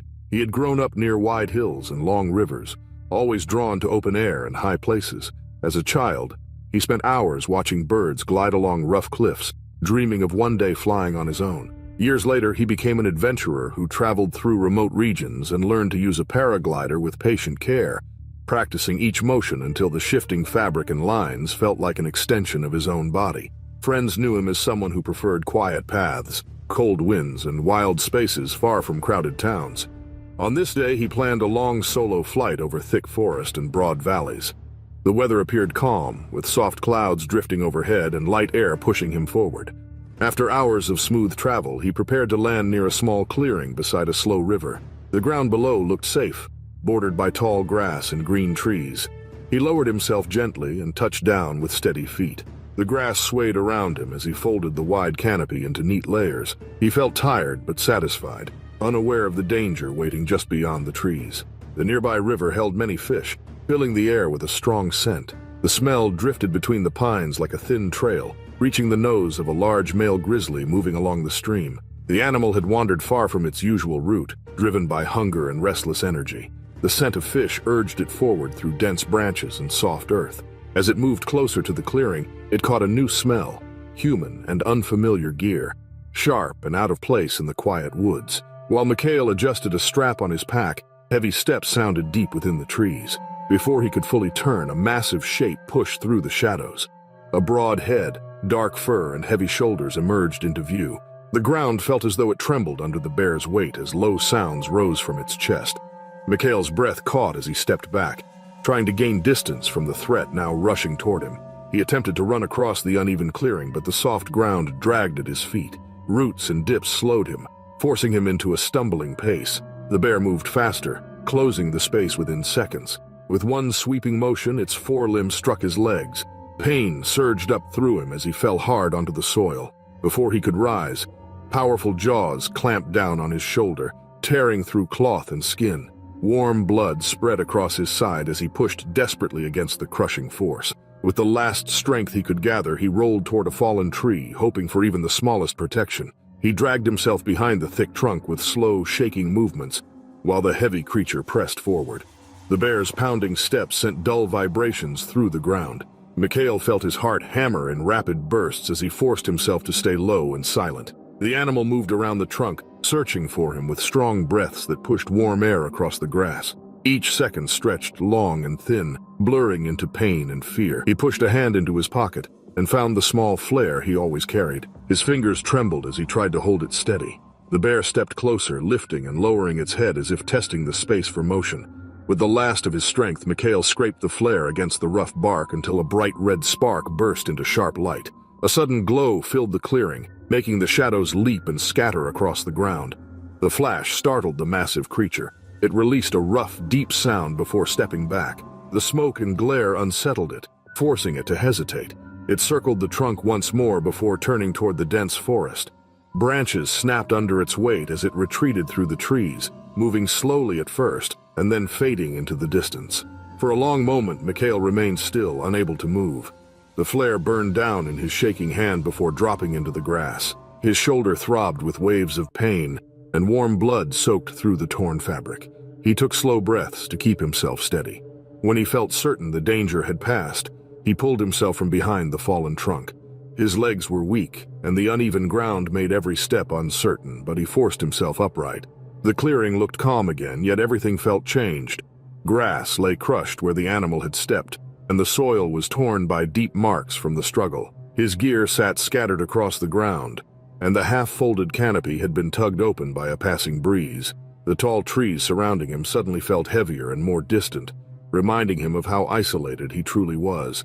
He knew he needed help before his strength failed. The path back to his small camp felt longer than before, but he moved toward it with careful, steady steps. Each motion sent a new surge of pain through his body, yet stopping was not an option. The faint glimmer of the river guided him toward the place he hoped held safety. When he reached the camp, he sank beside a flat rock and pressed cloth tightly against his injured side. Hours passed as he waited. The sun lowered, stretching long shadows across the trees. At last, distant motor sounds reached him through the stillness. A search team arrived, drawn by the signal he had sent earlier in the day before beginning his flight. They lifted him carefully and carried him to a nearby base where he received urgent care. His wounds were deep and his energy nearly gone, yet he stayed awake long enough to understand that he would survive. In the following days, he learned how close he had come to losing everything. The vast forests of Ussuri Krai were home to strong animals that moved freely across the land, and even skilled travelers could face sudden danger without warning. The event changed him, leaving him grateful for quiet moments and reminding him how quickly calm ground could turn into a place of fear. The memory stayed with him, a clear lesson that nature carried immense beauty and immense power, and that survival depended on respect, awareness, and the will to keep moving, even when hope felt thin. November 2022, deep in a quiet Slovenian mountain range, 3 workers moved carefully through an old mining tunnel. Dario had grown up near small farms and knew hard labor well. He had spent many years repairing dangerous places, always calm and steady. Lena had once studied geology before choosing a life of fieldwork, and she felt at home in rocky spaces where most people felt nervous. Tomas was the youngest of the group, strong and eager, hoping the late shift would earn him extra pay. Together, they had been asked to repair a collapsed area of an abandoned tunnel. Most people avoided the place, but the three of them worked without complaint, carrying tools, lamps, and small bags of food to sustain them through the long night. The air inside the old mine was cold and dry, with dust drifting down from the ceiling whenever they tapped a wall. Their lamps cast long shadows across the rough stone floor. Outside, the forest was quiet, but the workers had noticed a strange scent before entering, a heavy musk mixed with wet soil. They assumed it came from an animal wandering far from the entrance and ignored it. They carried only basic items and did not expect danger so deep in the mountains. As the group cleared loose rubble, the small amount of food they carried rested tucked in a corner. The scent slowly drifted toward the tunnel entrance, unnoticed by the workers. Hours passed, and the lamps warmed the stone just enough to intensify the smell of bread and cured meat. In the forest, a massive brown bear moved between the trees, hungry and bold. It had been searching for anything edible as winter approached, its body heavy and powerful. When the wind shifted, the scent of the packed lunches reached its nose and drew it toward the dark opening carved into the mountain. Inside, Dario examined a crack in the wall while Lena stacked tools into crates. Tomas brushed dust from a broken beam. Their quiet focus filled the tunnel, each one unaware of the silent shape moving closer. A distant growl echoed through the passage, bouncing off the stone. The workers stiffened, unsure whether the sound was real or imagined. Then the creature appeared fully, blocking the pale outdoor light behind it. The massive bear lifted its head, eyes fixed on the three figures trapped in the narrow space. The force of its growl sent dust tumbling from the ceiling. Before anyone could react, it charged forward with sudden speed, slamming its weight across the tunnel floor as rocks shifted and lamps flickered wildly. The impact marked the beginning of a terrifying rush none of them were prepared for. The heavy body surged deeper into the tunnel, and the harsh sound of claws scraping stone filled the narrow space. Dario tried to move aside, but the beast struck him with tremendous force, sending him tumbling into a pile of broken rocks. Sharp edges cut into his back as dust swirled thickly around him. The creature's paws tore through his jacket, leaving deep marks across the fabric and scratching the skin beneath. The narrow space made every movement echo, turning each second into a wave of noise and fear. Lena and Thomas scrambled toward a raised ledge along the tunnel wall. The climb was steep, and loose dirt slipped under their boots as they pulled themselves upward. Below them, the bear swung its head toward anything carrying a scent, snapping its jaws at tool bags and crates. Its strength overturned heavy wooden boxes with almost no effort. Glass and metal shattered across the floor as lamps crashed, plunging parts of the tunnel into deeper darkness. The bear smashed through supplies, pushing rubble aside with its shoulders. It found the food containers quickly, biting through plastic and cloth. In the chaos, Tomas lost his grip on the ledge, dropping to a lower spot. The creature reacted instantly, lunging upward and clamping onto his shoulder. Pain shot through him as he struggled back toward Lena, the two of them pulling together until he was out of reach again. For long minutes, the space felt like a storm of claws, dust, and flying debris. The animal shook crates apart and sent tools skittering across the rocky floor. Its growls rolled through the tunnel until, just as suddenly as it had appeared, it retreated. The sound of heavy paws faded toward the entrance, leaving only settling dust and the sharp scent of broken wood and spilled food. When the air cleared, the workers remained still, muscles trembling from shock. Dario slowly pushed himself upright, wincing at the pain running down his back. Tomas held his wounded shoulder, breathing heavily. Lena climbed down carefully, checking the floor for danger before moving forward. The tunnel looked ruined, with overturned crates, smashed lamps, and scattered rubble marking the path of the animal's fury. Outside, the forest had grown quiet again, but the group understood that danger was far from gone. They gathered what little remained of their supplies and moved toward the exit, supporting each other over uneven rocks. Their bodies were bruised, scraped, and sore, but they were alive. Once out in the cold mountain air, they finally allowed themselves to breathe deeply. The sight of the broken tunnel entrance behind them made it clear how close they had come to disaster. The three workers knew they would never forget the moment when a hidden tunnel stopped being a shelter and became a trap, showing that even deep underground, nature could find them and strike without warning. On November 2nd, 2025, the interior of Alaska was already gripped by early snow, with low gray clouds pressing over the mountains and the scent of cold pine drifting through the valleys. A wildlife tour bus wound slowly along a narrow gravel road north of Talkeetna, carrying 8 passengers eager to catch their final glimpse of the Alaskan wilderness before winter sealed it in silence. The driver, Paul Mercer, a 45-year-old, had made the trip dozens of times before. Navigating through frost-rimmed spruce and alder thickets, his passengers bundled in parkas and gloves, their cameras aimed toward the white horizon. It was the last scheduled tour of the season, a quiet route where the animals were fewer but the land more haunting in its stillness. They had been driving for nearly 2 hours when Mercer noticed movement on the far side of a frozen marsh, a moose, its broad antlers dark against the snow-dusted reeds. Excited murmurs rippled through the bus, and he eased the vehicle to a stop on the shoulder, leaving the engine idling as the tourists pressed against the windows with their cameras. The air outside was still, and the faint sound of shutters clicking mixed with the wind whispering through dry grass. Mercer stood near the door, scanning the tree line beyond the marsh, his experience telling him that wildlife rarely stayed predictable this late in the year. Yet nothing seemed out of place until the quiet shifted, a sound almost too low to notice at first. The snap of branches, heavy and deliberate, coming from the dense alder brush only 30 feet away. From that shadowed thicket emerged a massive grizzly bear, its fur patchy and dull, the long hump of its shoulders glistening with frost. Its head swung low, nostrils flaring, its breath rising in pale clouds as it moved closer to the road. Mercer froze, recognizing at once that the bear's movements were not curious but tense, erratic, as if confusion or hunger were driving it. The tourists on board, unaware of the change in its posture, lifted their lenses eagerly toward the glass, believing they had been granted a rare sighting. But the bear's ears flattened, and with slow, uneven steps it began to circle the front of the bus, its claws scraping the gravel, its body weaving like a creature on edge. Mercer shut off the engine to minimize the vibration, hoping the bear would lose interest, but the sudden silence seemed to agitate it further.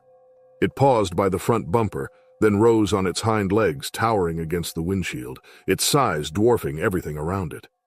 The passengers gasped as its massive paws landed with a hollow thud against the metal, and the sound echoed through the empty valley. For several seconds, it stared through the glass, eyes dark and unsteady, before dropping down and pacing toward the door. Mercer's instincts screamed to start the bus and drive, but the bear was already too close. Its claws hooked against the narrow steps as it struck the side mirror, breaking it loose.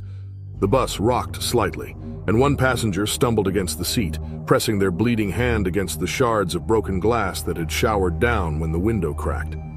The bear roared then, a deep, guttural sound that rattled the thin walls of the vehicle. Its head thrust forward, jaws snapping at the shattered door, and for an instant its foreleg came through the gap, swiping wildly. A woman near the front seat screamed as the claws caught her arm, slicing through her jacket and skin. Blood spotted the floor as Mercer slammed his hand against the horn, the blaring noise piercing the quiet air like a blade. The bear recoiled but didn't run. It dropped to all fours again and began pacing in circles, snorting and huffing clouds of steam, clearly distressed by the noise but still unwilling to leave. Mercer hit the horn again, holding it down longer, the echoes bouncing off the snowy ridges around them. Finally, the bear backed into the brush, its movement reluctant, its head turning several times, before vanishing into the thicket from which it had come. Inside the bus, the passenger sat frozen, breathing hard, as the shock slowly settled in, the wind whistling through the cracks in the broken window. The woman who had been struck held her arm tightly, trembling, while another tourist had shallow cuts from flying glass. Mercer reached for the radio mounted by his seat and called for help, his voice low and steady, though his hands still shook. The nearest ranger station was over an hour away, but a helicopter was dispatched to meet them along the open stretch of road a few miles ahead. He started the bus, the engine groaning before catching, and eased it forward, his eyes flicking constantly toward the mirrors, half expecting the bear to reappear. By the time the helicopter reached them, snow had begun to fall again, coating the trees in a thin, glittering layer. The injured passengers were lifted out and flown toward Anchorage for treatment.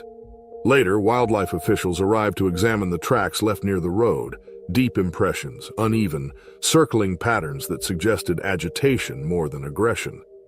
They found tufts of coarse fur snagged on the broken mirror, indicating that the bear had been underweight for its size, possibly struggling to find enough food late in the season before hibernation. The early snow had sealed off the higher berry patches, and fish had grown scarce in the streams. Hunger, cold, and exhaustion often pushed bears closer to human activity in early November, and in this case, the noise of the bus might have startled it out of dense cover where it had been searching for roots or carrion. In the following days, news of the attack spread quickly through Alaska's small tourism network, reigniting debate about the safety of late-season wildlife tours.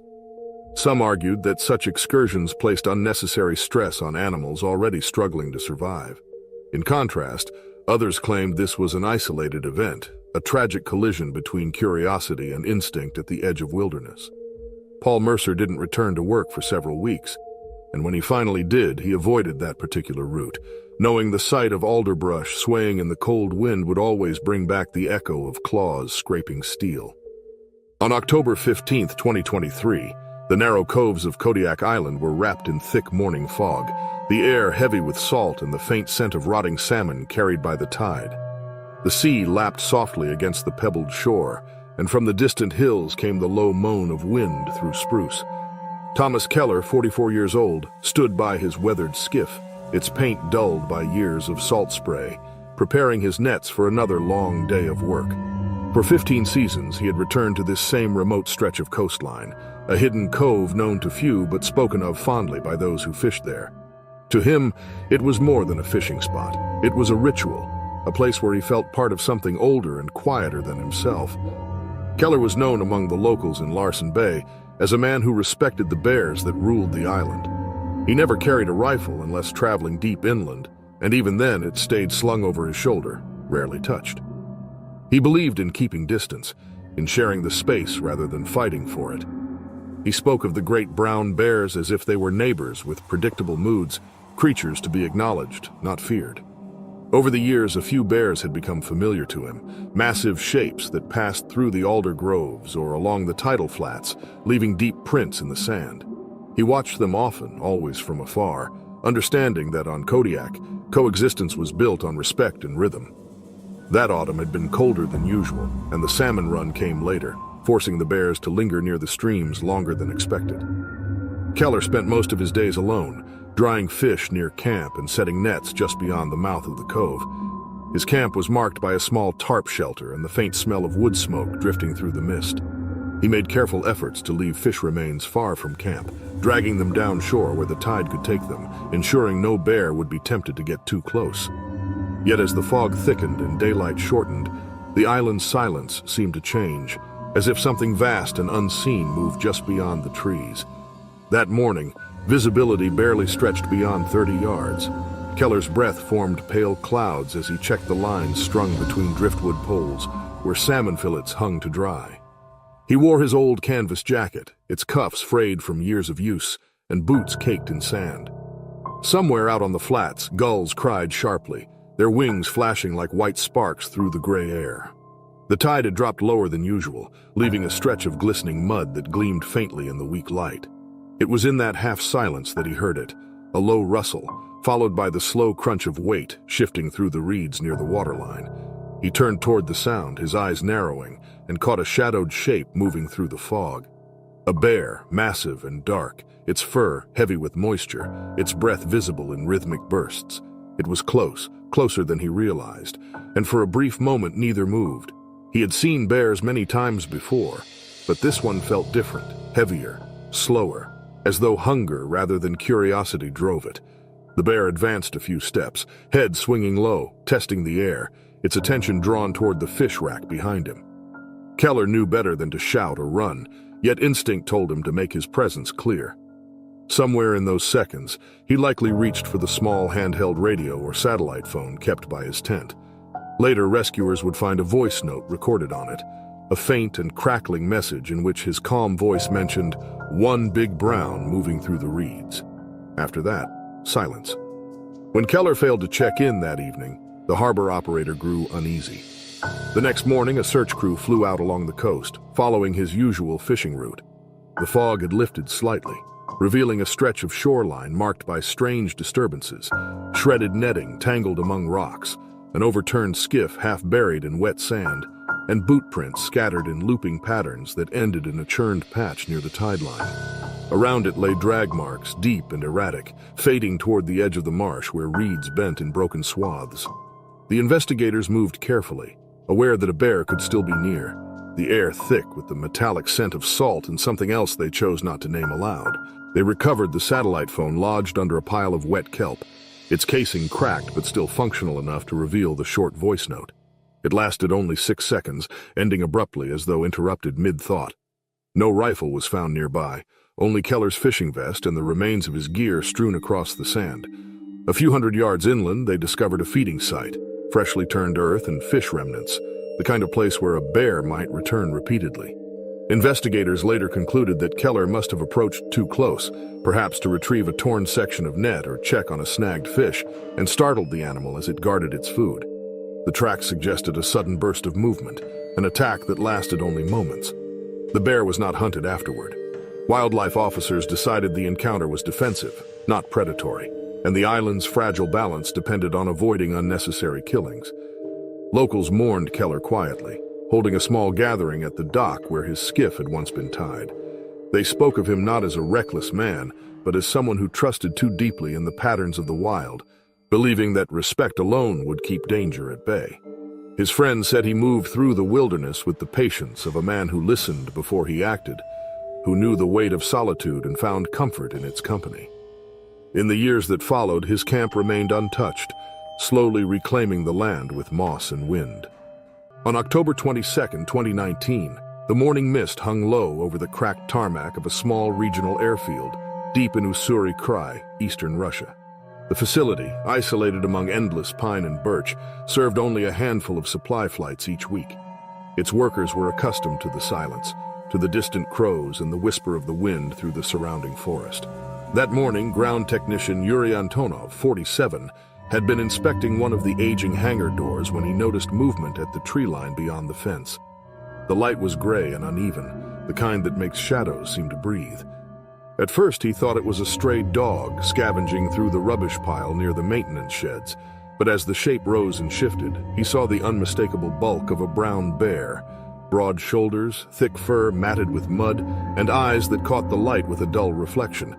It was a Russian grizzly, and it had found its way through a section of fence damaged weeks earlier by a fallen tree. The airfield's small team had complained about the gap, but repairs had been delayed until the next supply delivery. Now the oversight had opened a path from wilderness to machinery. The bear's ribs showed through its fur, and it moved with the slow, restless gait of an animal half-starved. The season had been harsh, salmon runs were poor, berries scarce. As autumn turned colder, many bears in the region grew desperate, wandering closer to settlements and work camps in search of anything edible. The airfield's refuse bins overflowed with discarded packaging, oil-soaked rags, and food scraps from workers' meals. The scent had drifted into the forest, and hunger had done the rest. Antonov radioed 2 co-workers, Pavel and Mikhail, who were checking equipment inside the hangar. They emerged cautiously, each grabbing what they could find. One carried a hand flare, the other a metal bar. The men tried to scare the bear back toward the trees, shouting and banging on the truck's side panels. At first it hesitated, shifting its weight as though considering retreat. Then something in its demeanor changed. With a guttural sound, it lowered its head and began moving toward them in a heavy, deliberate stride that quickened with each step. Antonov leaped into the driver's seat of the old utility truck, turning the engine over until it sputtered to life. He revved it hard, pushing forward to block the bear's path. For a second it seemed to work. The animal stopped, rearing slightly, nostrils flaring. Then it struck, slamming into the truck's front quarter panel with enough force to dent the metal and rock the vehicle sideways. The noise of claws scraping steel echoed through the airfield. Pavel fired a flare, the bright red light hissing across the tarmac, but the bear ignored it, circling toward the open door of the truck. Antonov tried to reverse, but the tires spun on the damp surface. The bear lunged again, swiping through the open window, striking his shoulder and neck. The force threw him sideways, and blood streaked the glass. Mikhail ran forward, shouting and waving his arms, but the bear turned on him with terrifying speed. It knocked him to the ground, snapping at his leg before the roar of nearby turbine engines filled the air. 2 pilots, preparing for an outbound flight, had seen the chaos and started the aircraft's engines. The blast of heat and the deafening roar drove through the mist, startling the bear. It backed away, shaking its head, then turned and lumbered toward the broken fence, vanishing into the forest as quickly as it had come. Silence returned, broken only by the thrum of the engines winding down and the distant caw of ravens circling overhead. Antonov was barely conscious when the others reached him. His injuries were severe, deep lacerations across his chest and throat, blood soaking his uniform. The small airfield had no medical staff, only a radio link to a hospital over an hour's flight away. Despite his co-workers' efforts, he died before help could arrive. Mikhail survived, his leg torn but treatable, and was later evacuated by helicopter. In the following days, regional wildlife officers tracked the bear's trail through the forest, finding signs of scavenging and a half-collapsed den near a stream. They eventually tranquilized it several kilometers away, thin and exhausted, its paws stained with oil and mud. The animal was relocated to a remote reserve north of Primorsky Krai, though biologists doubted it would survive the coming winter. They cited worsening food shortages, shrinking habitat, and growing contact between humans and large predators as the region's forests were steadily cleared for logging. Investigators concluded that the attack could have been prevented. The damaged fence, the unsecured waste, and the lack of proper deterrence measures had all played a part. The Aviation Authority imposed stricter rules on all rural airstrips, including mandatory fencing repairs, controlled waste disposal, and emergency training for personnel stationed in areas with bear populations. For those who worked at the Ussuri Krai airfield, the incident left an emptiness that hung over every shift. Antonov had been a quiet, reliable man who preferred fixing engines to talking. He had once joked that the forest was his only neighbor, that its silence helped him think more clearly.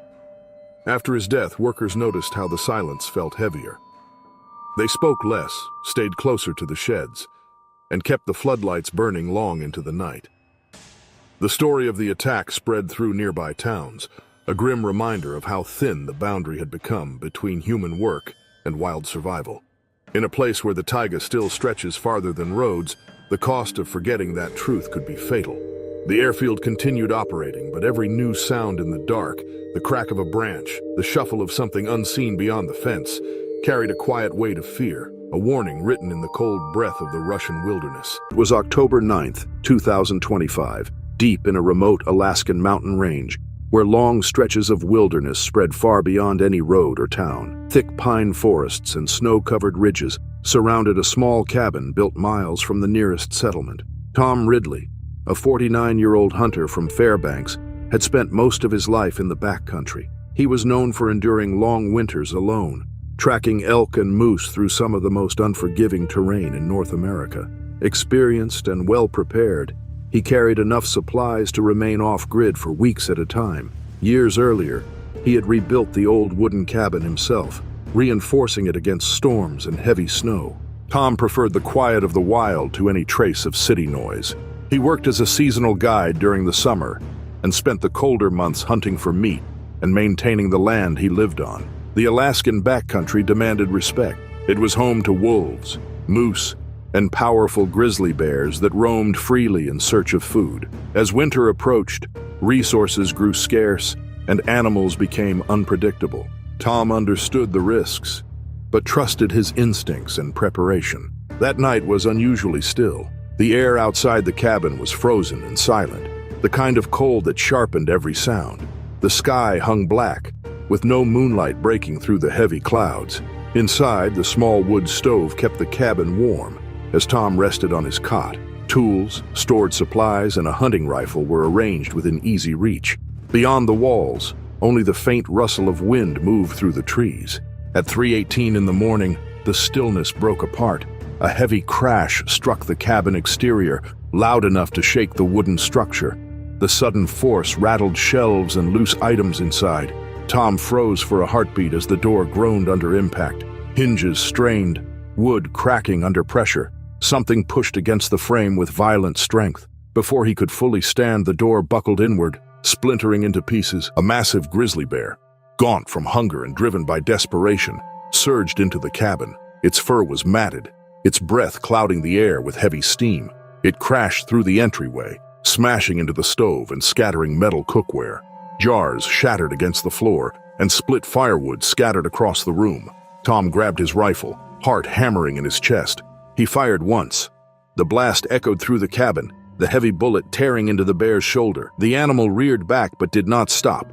In an instant it lunged forward, its front paw striking Tom with crushing force.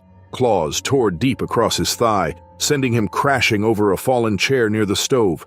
Embers burst across the floor, filling the air with smoke as flames licked at the overturned wood. The attack had only just begun. Tom fought to push himself upright as heat and smoke spread across the floor from the tipped stove. The wood crackled loudly, flames flaring near spilled kindling. The grizzly's shadow loomed through the smoke, its massive body heaving with rage and hunger. Blood streamed down Tom's leg, soaking his pant leg as he scrambled to steady the rifle again. The bear turned, knocking over a shelf of tools and sending metal parts skidding across the ground. He fired again, the recoil jolting his injured leg. This time the shot struck deeper, lodging in bone. The grizzly roared and slammed its body sideways, crashing into the window frame. Wood shattered as glass burst outward into the frozen night. The cabin shook as the animal forced its way through the window, its bulk tearing through the broken frame. In a flurry of claws, splinters, and glass, the beast vanished into the black forest beyond the ridge. For several seconds, nothing moved. Tom remained on the floor, breath shallow, the smell of smoke and blood heavy in the air. His thigh throbbed in sharp waves of pain. The cabin lay in ruin. The stove was overturned, its iron frame glowing hot and spilling sparks. A table lay upside down against the far wall, and sacks of dry food were ripped open and scattered. The radio that had rested on a shelf was crushed beneath broken wood. His hands trembled as he dragged himself away from the spreading embers. With great effort, he tipped the stove upright using his good leg and shoulder. Loose firewood smoldered in dark patches across the floorboards. He stamped out the sparks before they reached the walls, fighting dizziness with every movement. The cold from the open doorway and shattered window poured in, mixing with the heat and smoke. Once the flames were contained, Tom pressed strips of fabric around his wounded leg to slow the bleeding. Outside, the forest was silent, but the night felt alive, tense and waiting. He knew the bear could return at any moment, driven by pain or rage. The broken window gaped open into darkness like an unhealed wound in the cabin itself. Hours passed in painful stillness. When first light reached the trees, the cabin looked like a battlefield. Claw marks streaked the wooden walls. The stove's metal was dented. Supplies were ruined and scattered. Tom's breathing had steadied, but his body was weak from blood loss and exhaustion. He remained conscious through sheer willpower, forcing himself to stay alert until help arrived. It took rescue crews nearly 5 hours to reach the remote homestead after missing a morning check-in. They found Tom inside, barely conscious but alive amid the wreckage. He was rushed for medical care, his injuries severe but survivable. The cabin was declared unsafe and temporarily sealed. For even the most seasoned woodsman, that night proved one truth with absolute clarity. In the Alaskan frontier, no shelter was truly secure. In the silence between snow and shadow, survival depended not on comfort, but on readiness for sudden violence in the dark. It was October 19th, 2023, in a remote forest region of far eastern Russia, where endless birch woods and frozen river valleys stretched into silence. Snow drifted steadily from a gray evening sky, the wind sharp and dry as temperatures fell below freezing. A 3-man patrol from the regional wildlife unit moved carefully along an unmarked back road in a rugged off-road truck, tracking suspected poachers last sighted near a river crossing. The road was slick, their tires grinding through ice as they pressed deeper into the wilderness. Leading the patrol was Sergei Antonov, a 44-year-old officer with more than 15 years of field experience. Calm under pressure and respected among his peers, he had spent much of his life navigating these forests. Beside him sat Dmitry Sokolov, 37, strong and disciplined, a former border guard known for his precision and speed. In the back was Ivan Petrov, 29, newer to the unit but sharp and observant, skilled at reading tracks through snow and frozen terrain. The three had worked together through blizzards, night raids, and long winter patrols. But this mission felt different. The forest was unnaturally quiet. They followed faint tire impressions leading toward a wide, half-frozen river. Snowfall thickened, visibility shrinking to only a few meters. Branches sagged with ice, and their breath fogged the inside of the truck's windows. The men scanned the tree line, moving slowly to avoid alerting anyone ahead. Their radios crackled weakly with static, struggling for signal in the dense wilderness. The air felt heavy, as if the entire forest were holding its breath. The truck crawled along the icy embankment until Ivan noticed something in the snow, tracks too large to belong to humans. They were deep, wide, and pressed sharply into the powder. The men exchanged quick glances. This was bear country. In winter, hunger made the animals unpredictable, aggressive, desperate, and quick to strike at any sound or scent. Sergei leaned forward, bracing instinctively. Out of the darkness beyond the trees, a massive shape emerged. A giant grizzly stepped from the forest's edge, its thick fur crusted with ice and mud. Its ribs showed faintly through its coat, a sign of late-season hunger. The falling snow blurred its outline, turning it into a shifting mass of shadow and motion. Its shoulders rolled with muscle, and its breath steamed into the wind like smoke. The officers reacted instantly. The truck halted, rifles came up, but as Sergei pulled the trigger, the firing mechanism jammed. In that half-second of failure, the Grizzly surged forward like an avalanche. It slammed into the truck with explosive force. Metal screamed and twisted as the vehicle lurched sideways and flipped into the snow, a blast of white engulfing everything. The impact echoed through the valley as the truck crashed hard onto its side. Gear scattered across the ice, radios, flares, and ammunition spilling into the drifts. Before the men could recover, the Grizzly struck again, its enormous weight slamming into the overturned vehicle with a dull, crushing sound. The steel paneling dented inward, the entire frame shaking as branches snapped in the trees nearby. Dmitri was the first to move. He clawed his way through a shattered window, boots sinking deep into the snow as he lifted his rifle. He fired multiple rounds into the storm, the orange flashes lighting up the fog. Snow and ice burst upward with each shot, but the bear didn't falter. In a single motion, it swung a heavy paw across Dmitri's chest and threw him backward onto the frozen ground. He slid across the ice and lay still. Inside the truck, Ivan fought to free himself from a jammed seatbelt. The world roared with ringing noise and drifting snow. He grabbed a flare gun from the floor and kicked open the half-crushed side door. The moment he emerged, he fired the flare into the air, a streak of red tearing through the storm, casting a brief crimson glow across the trees. The signal hissed and vanished over the ridge. The bear, still in a frenzy, crashed against the truck again. The metal frame groaned, windows shattering. Ivan stumbled backward, struggling to drag Dmitri away from the wreck, but the animal turned sharply toward him, pounding through the snow with terrifying speed.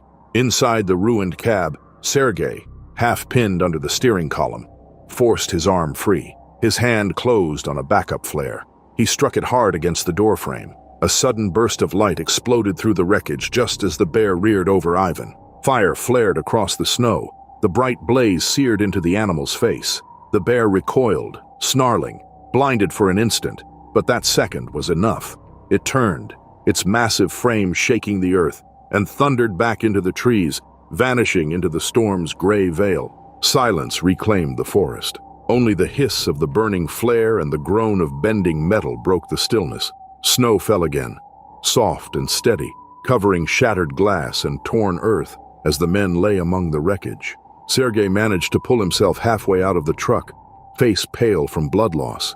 He called weakly into the wind, but only Ivan stirred. Dmitri did not move. Hours passed before a backup team reached the scene. The storm had slowed their progress, forcing them to hike the final distance on foot. They found Ivan barely conscious, hands blue from the cold.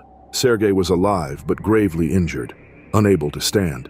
Dmitri was confirmed dead on arrival, his wounds catastrophic. The truck lay half buried in snow, deep claw marks gouged into its steel panels.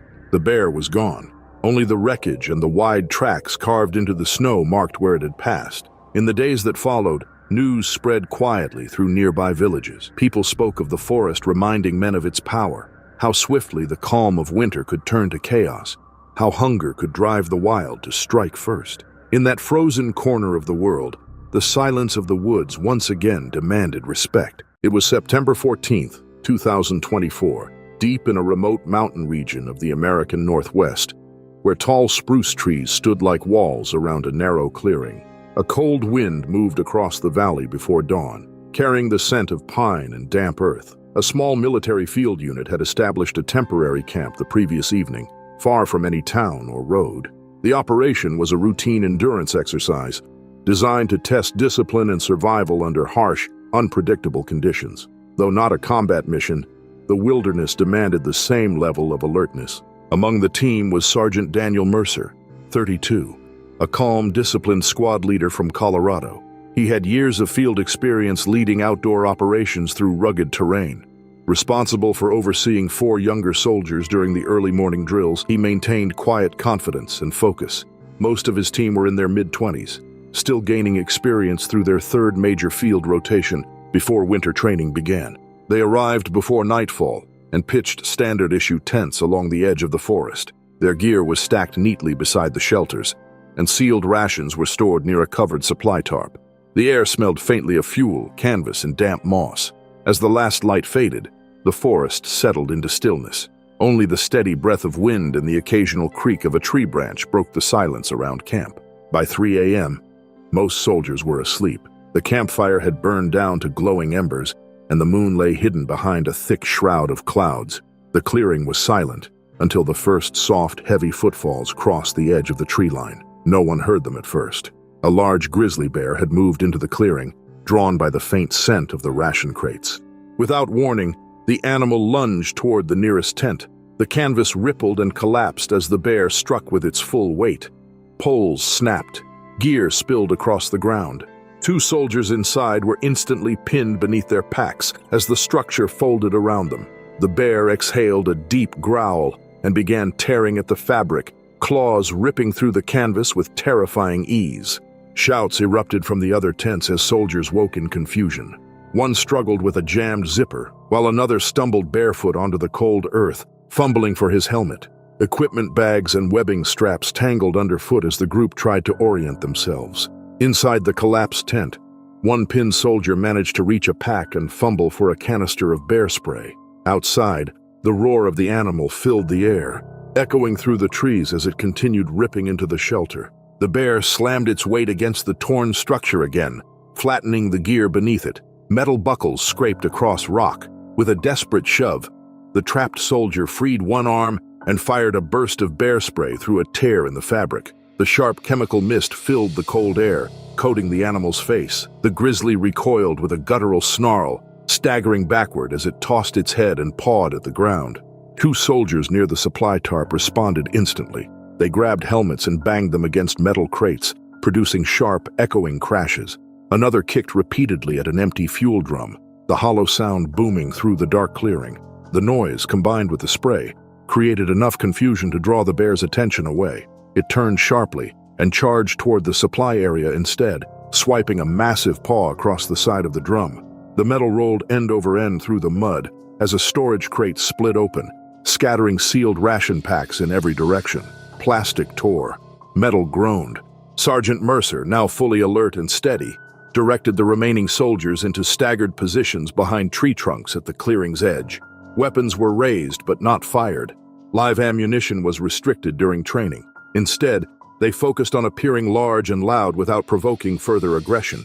The bear hesitated near the supply zone, breathing heavily, its nostrils flaring as it searched for the source of scent. It prowled back toward the center of camp, crushing a broken tent pole under its weight. Another soldier discharged a second burst of bear spray from a few meters away. The irritant struck cleanly. The grizzly reeled again, shaking its head violently before retreating toward the tree line. It hesitated once more, pacing in frustration, then finally vanished into the dense forest as the first faint glow of dawn began to touch the ridges. The entire attack had lasted less than 10 minutes, but for those caught inside, it felt much longer. Once the clearing was secure, Mercer ordered immediate injury checks. The 2 pinned soldiers were bruised and cut by torn gear and debris, but neither had broken bones. One shoulder was badly swollen where the weight of the tent frame had pressed down. The camp itself looked like a disaster zone.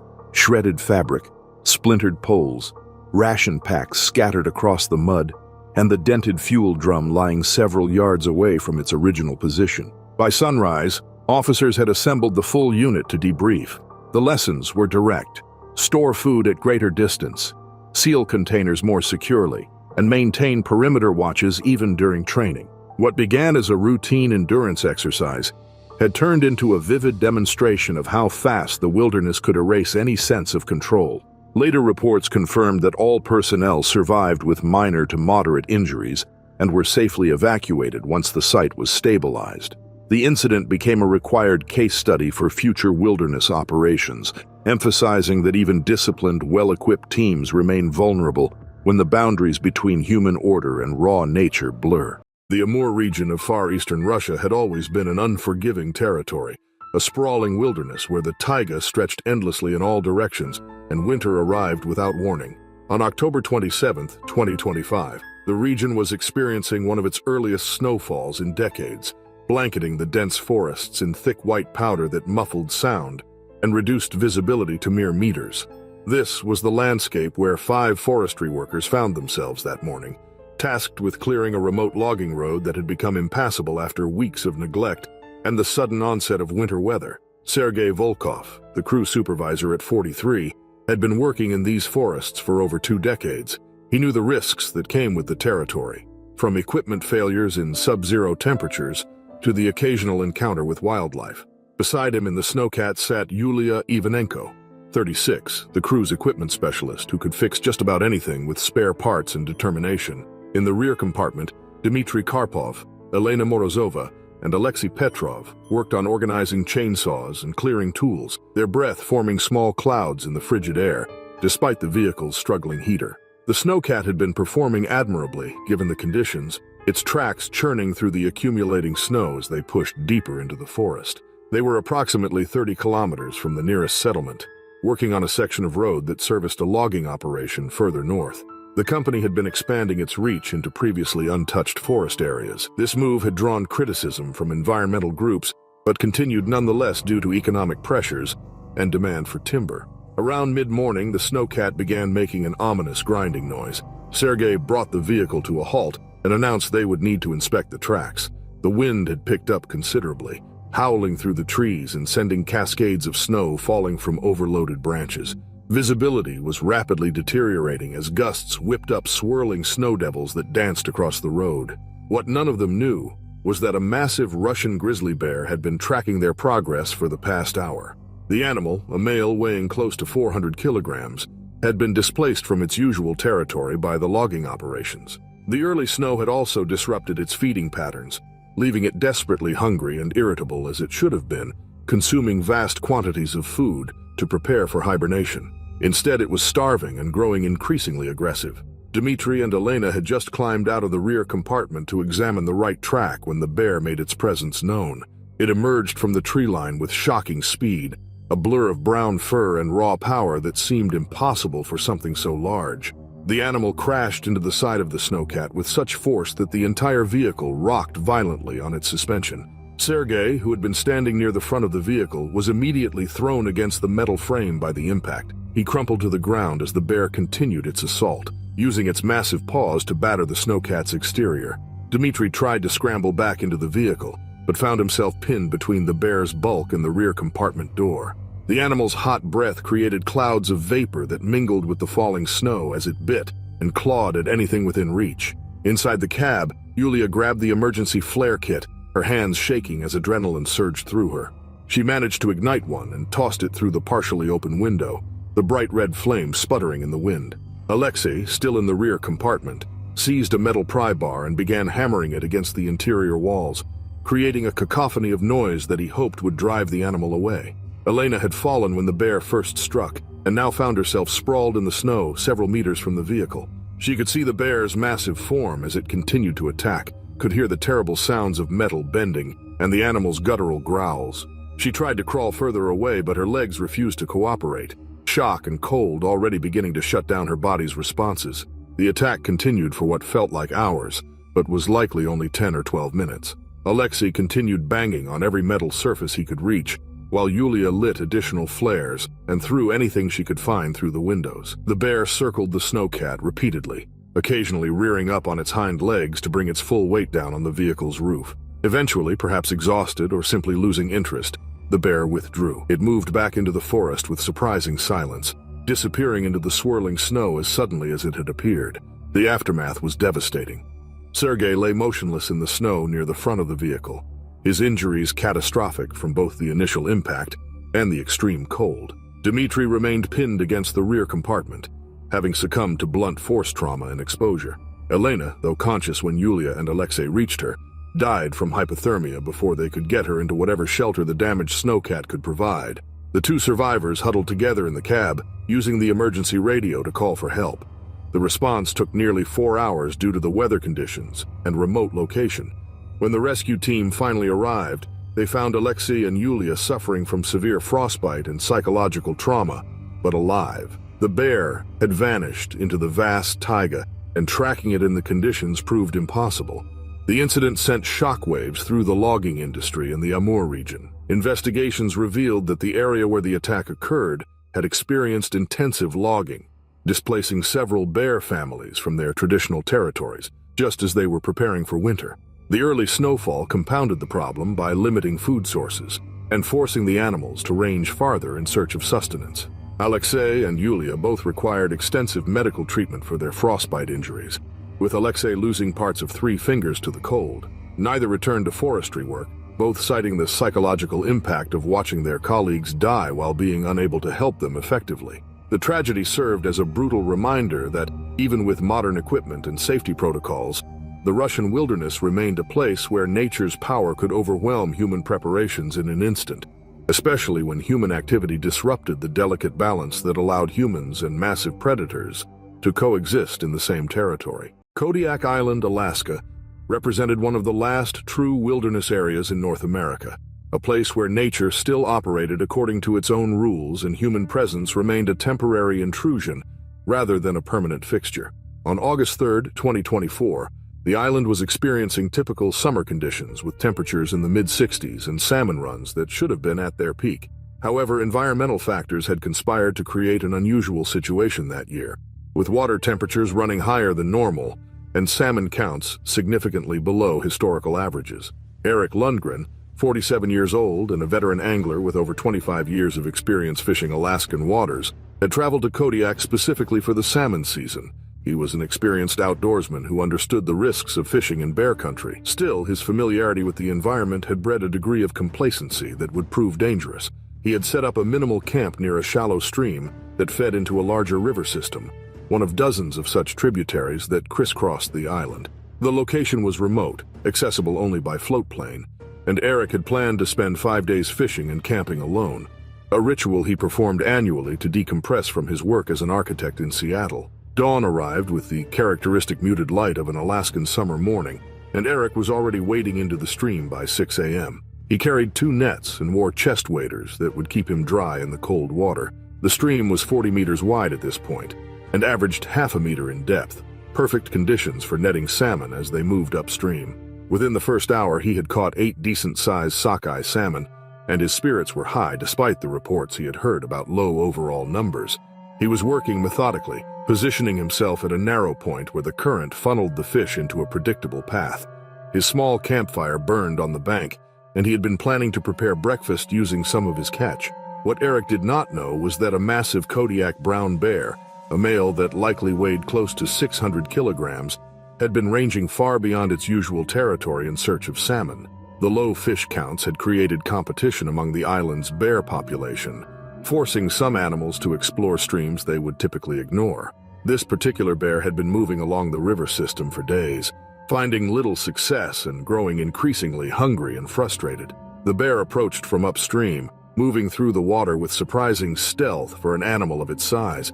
The sound of the current masked its movements, and Eric remained focused on his netting technique, bent forward slightly as he examined his latest catch. The bear was within 10 meters before Eric's peripheral vision registered movement. He turned his head just as the animal lunged forward, its massive paw striking his net and ripping it from his hands. The force of the blow knocked Eric backward into the water.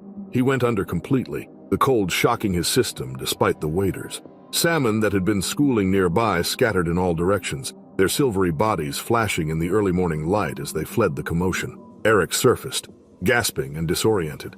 The bear was between him and the shore, standing in water that came up to its chest. It was an absolutely enormous animal, its head appearing almost impossibly large from Eric's low vantage point in the water. The bear's small eyes tracked his movements as it took a step forward. Pure survival instinct drove Eric's next actions. He spotted a partially submerged log about 4 meters to his left, a thick piece of driftwood that had wedged itself between 2 rocks. He lunged for it, his waders filling with water and making every movement exhausting.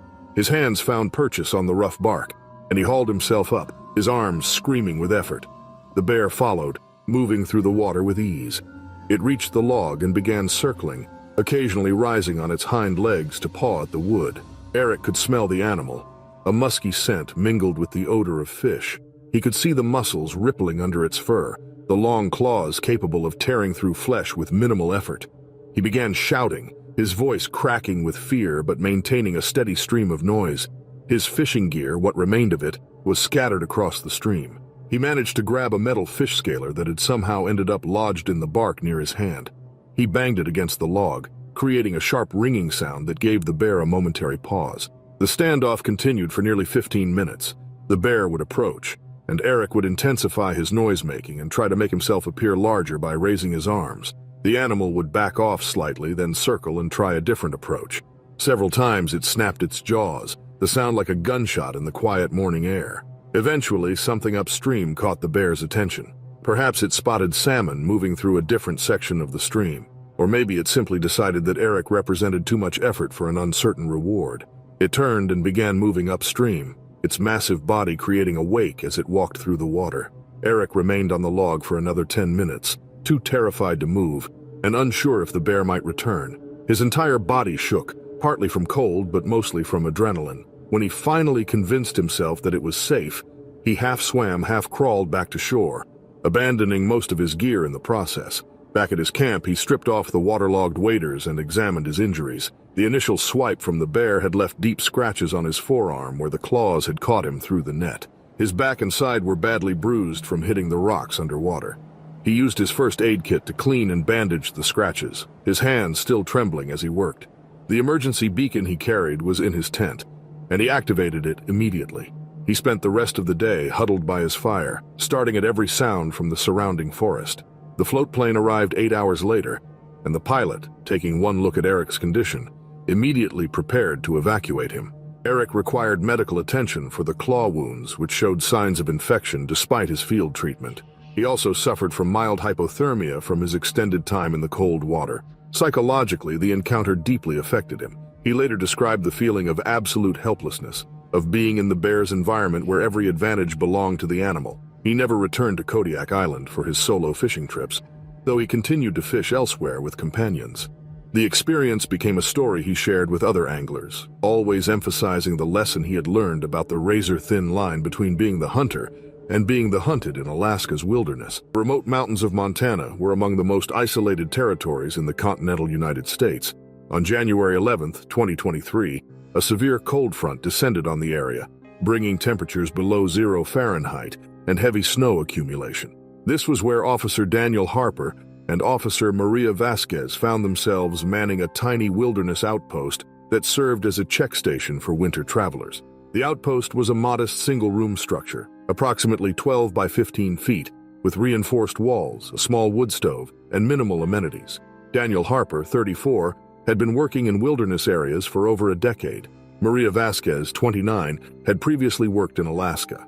They had arrived 3 days earlier for a week-long rotation. The weather had deteriorated steadily, making the road impassable and radio communication unreliable.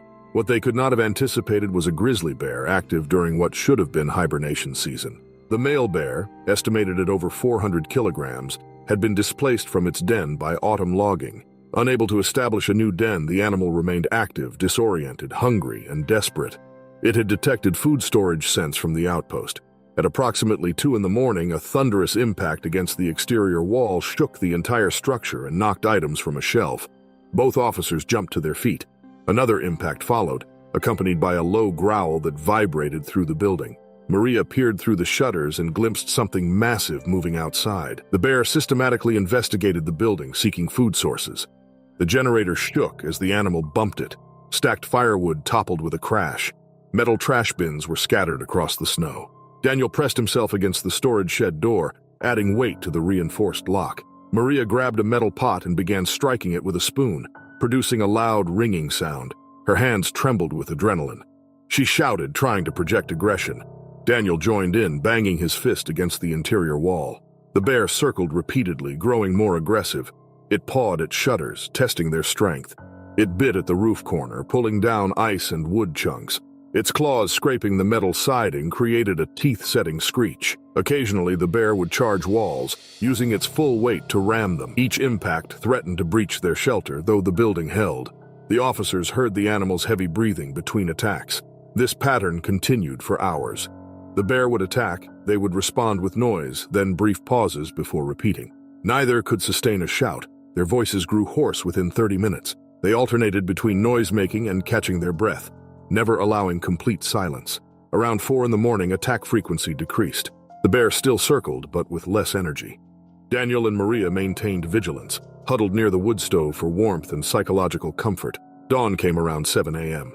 They heard the bear moving away, its footfalls crunching through snow. Maria watched through the shutters as the massive shape disappeared into the tree line 50 meters away. Neither suggested going outside. They remained inside throughout the day, taking turns watching for the bear's return. The damaged radio equipment had cut off communication with headquarters. The bear did not return the following night. On the third day, a relief team arrived via snowmobile to evacuate them. The outpost showed extensive exterior damage with torn siding, bent shutters, and a severely dented generator housing. Snow tracks revealed the bear's movements around the building. Both officers required medical evaluation for stress-related symptoms. Neither had slept properly in days, both showing acute anxiety signs. Daniel had severely bruised his shoulder from pressing against the door. Maria's hands were blistered from hours of banging the pot. Both requested transfers to different posts, unwilling to return to isolated winter duty. The outpost was eventually reinforced, though debate continued about whether it should remain staffed during winter. The incident became a legend among Montana wilderness officers, shared during training about the real dangers of remote duty. For Daniel and Maria, it was a defining night, a reminder that routine assignments could turn into life-threatening situations when the wilderness pushed back against human presence.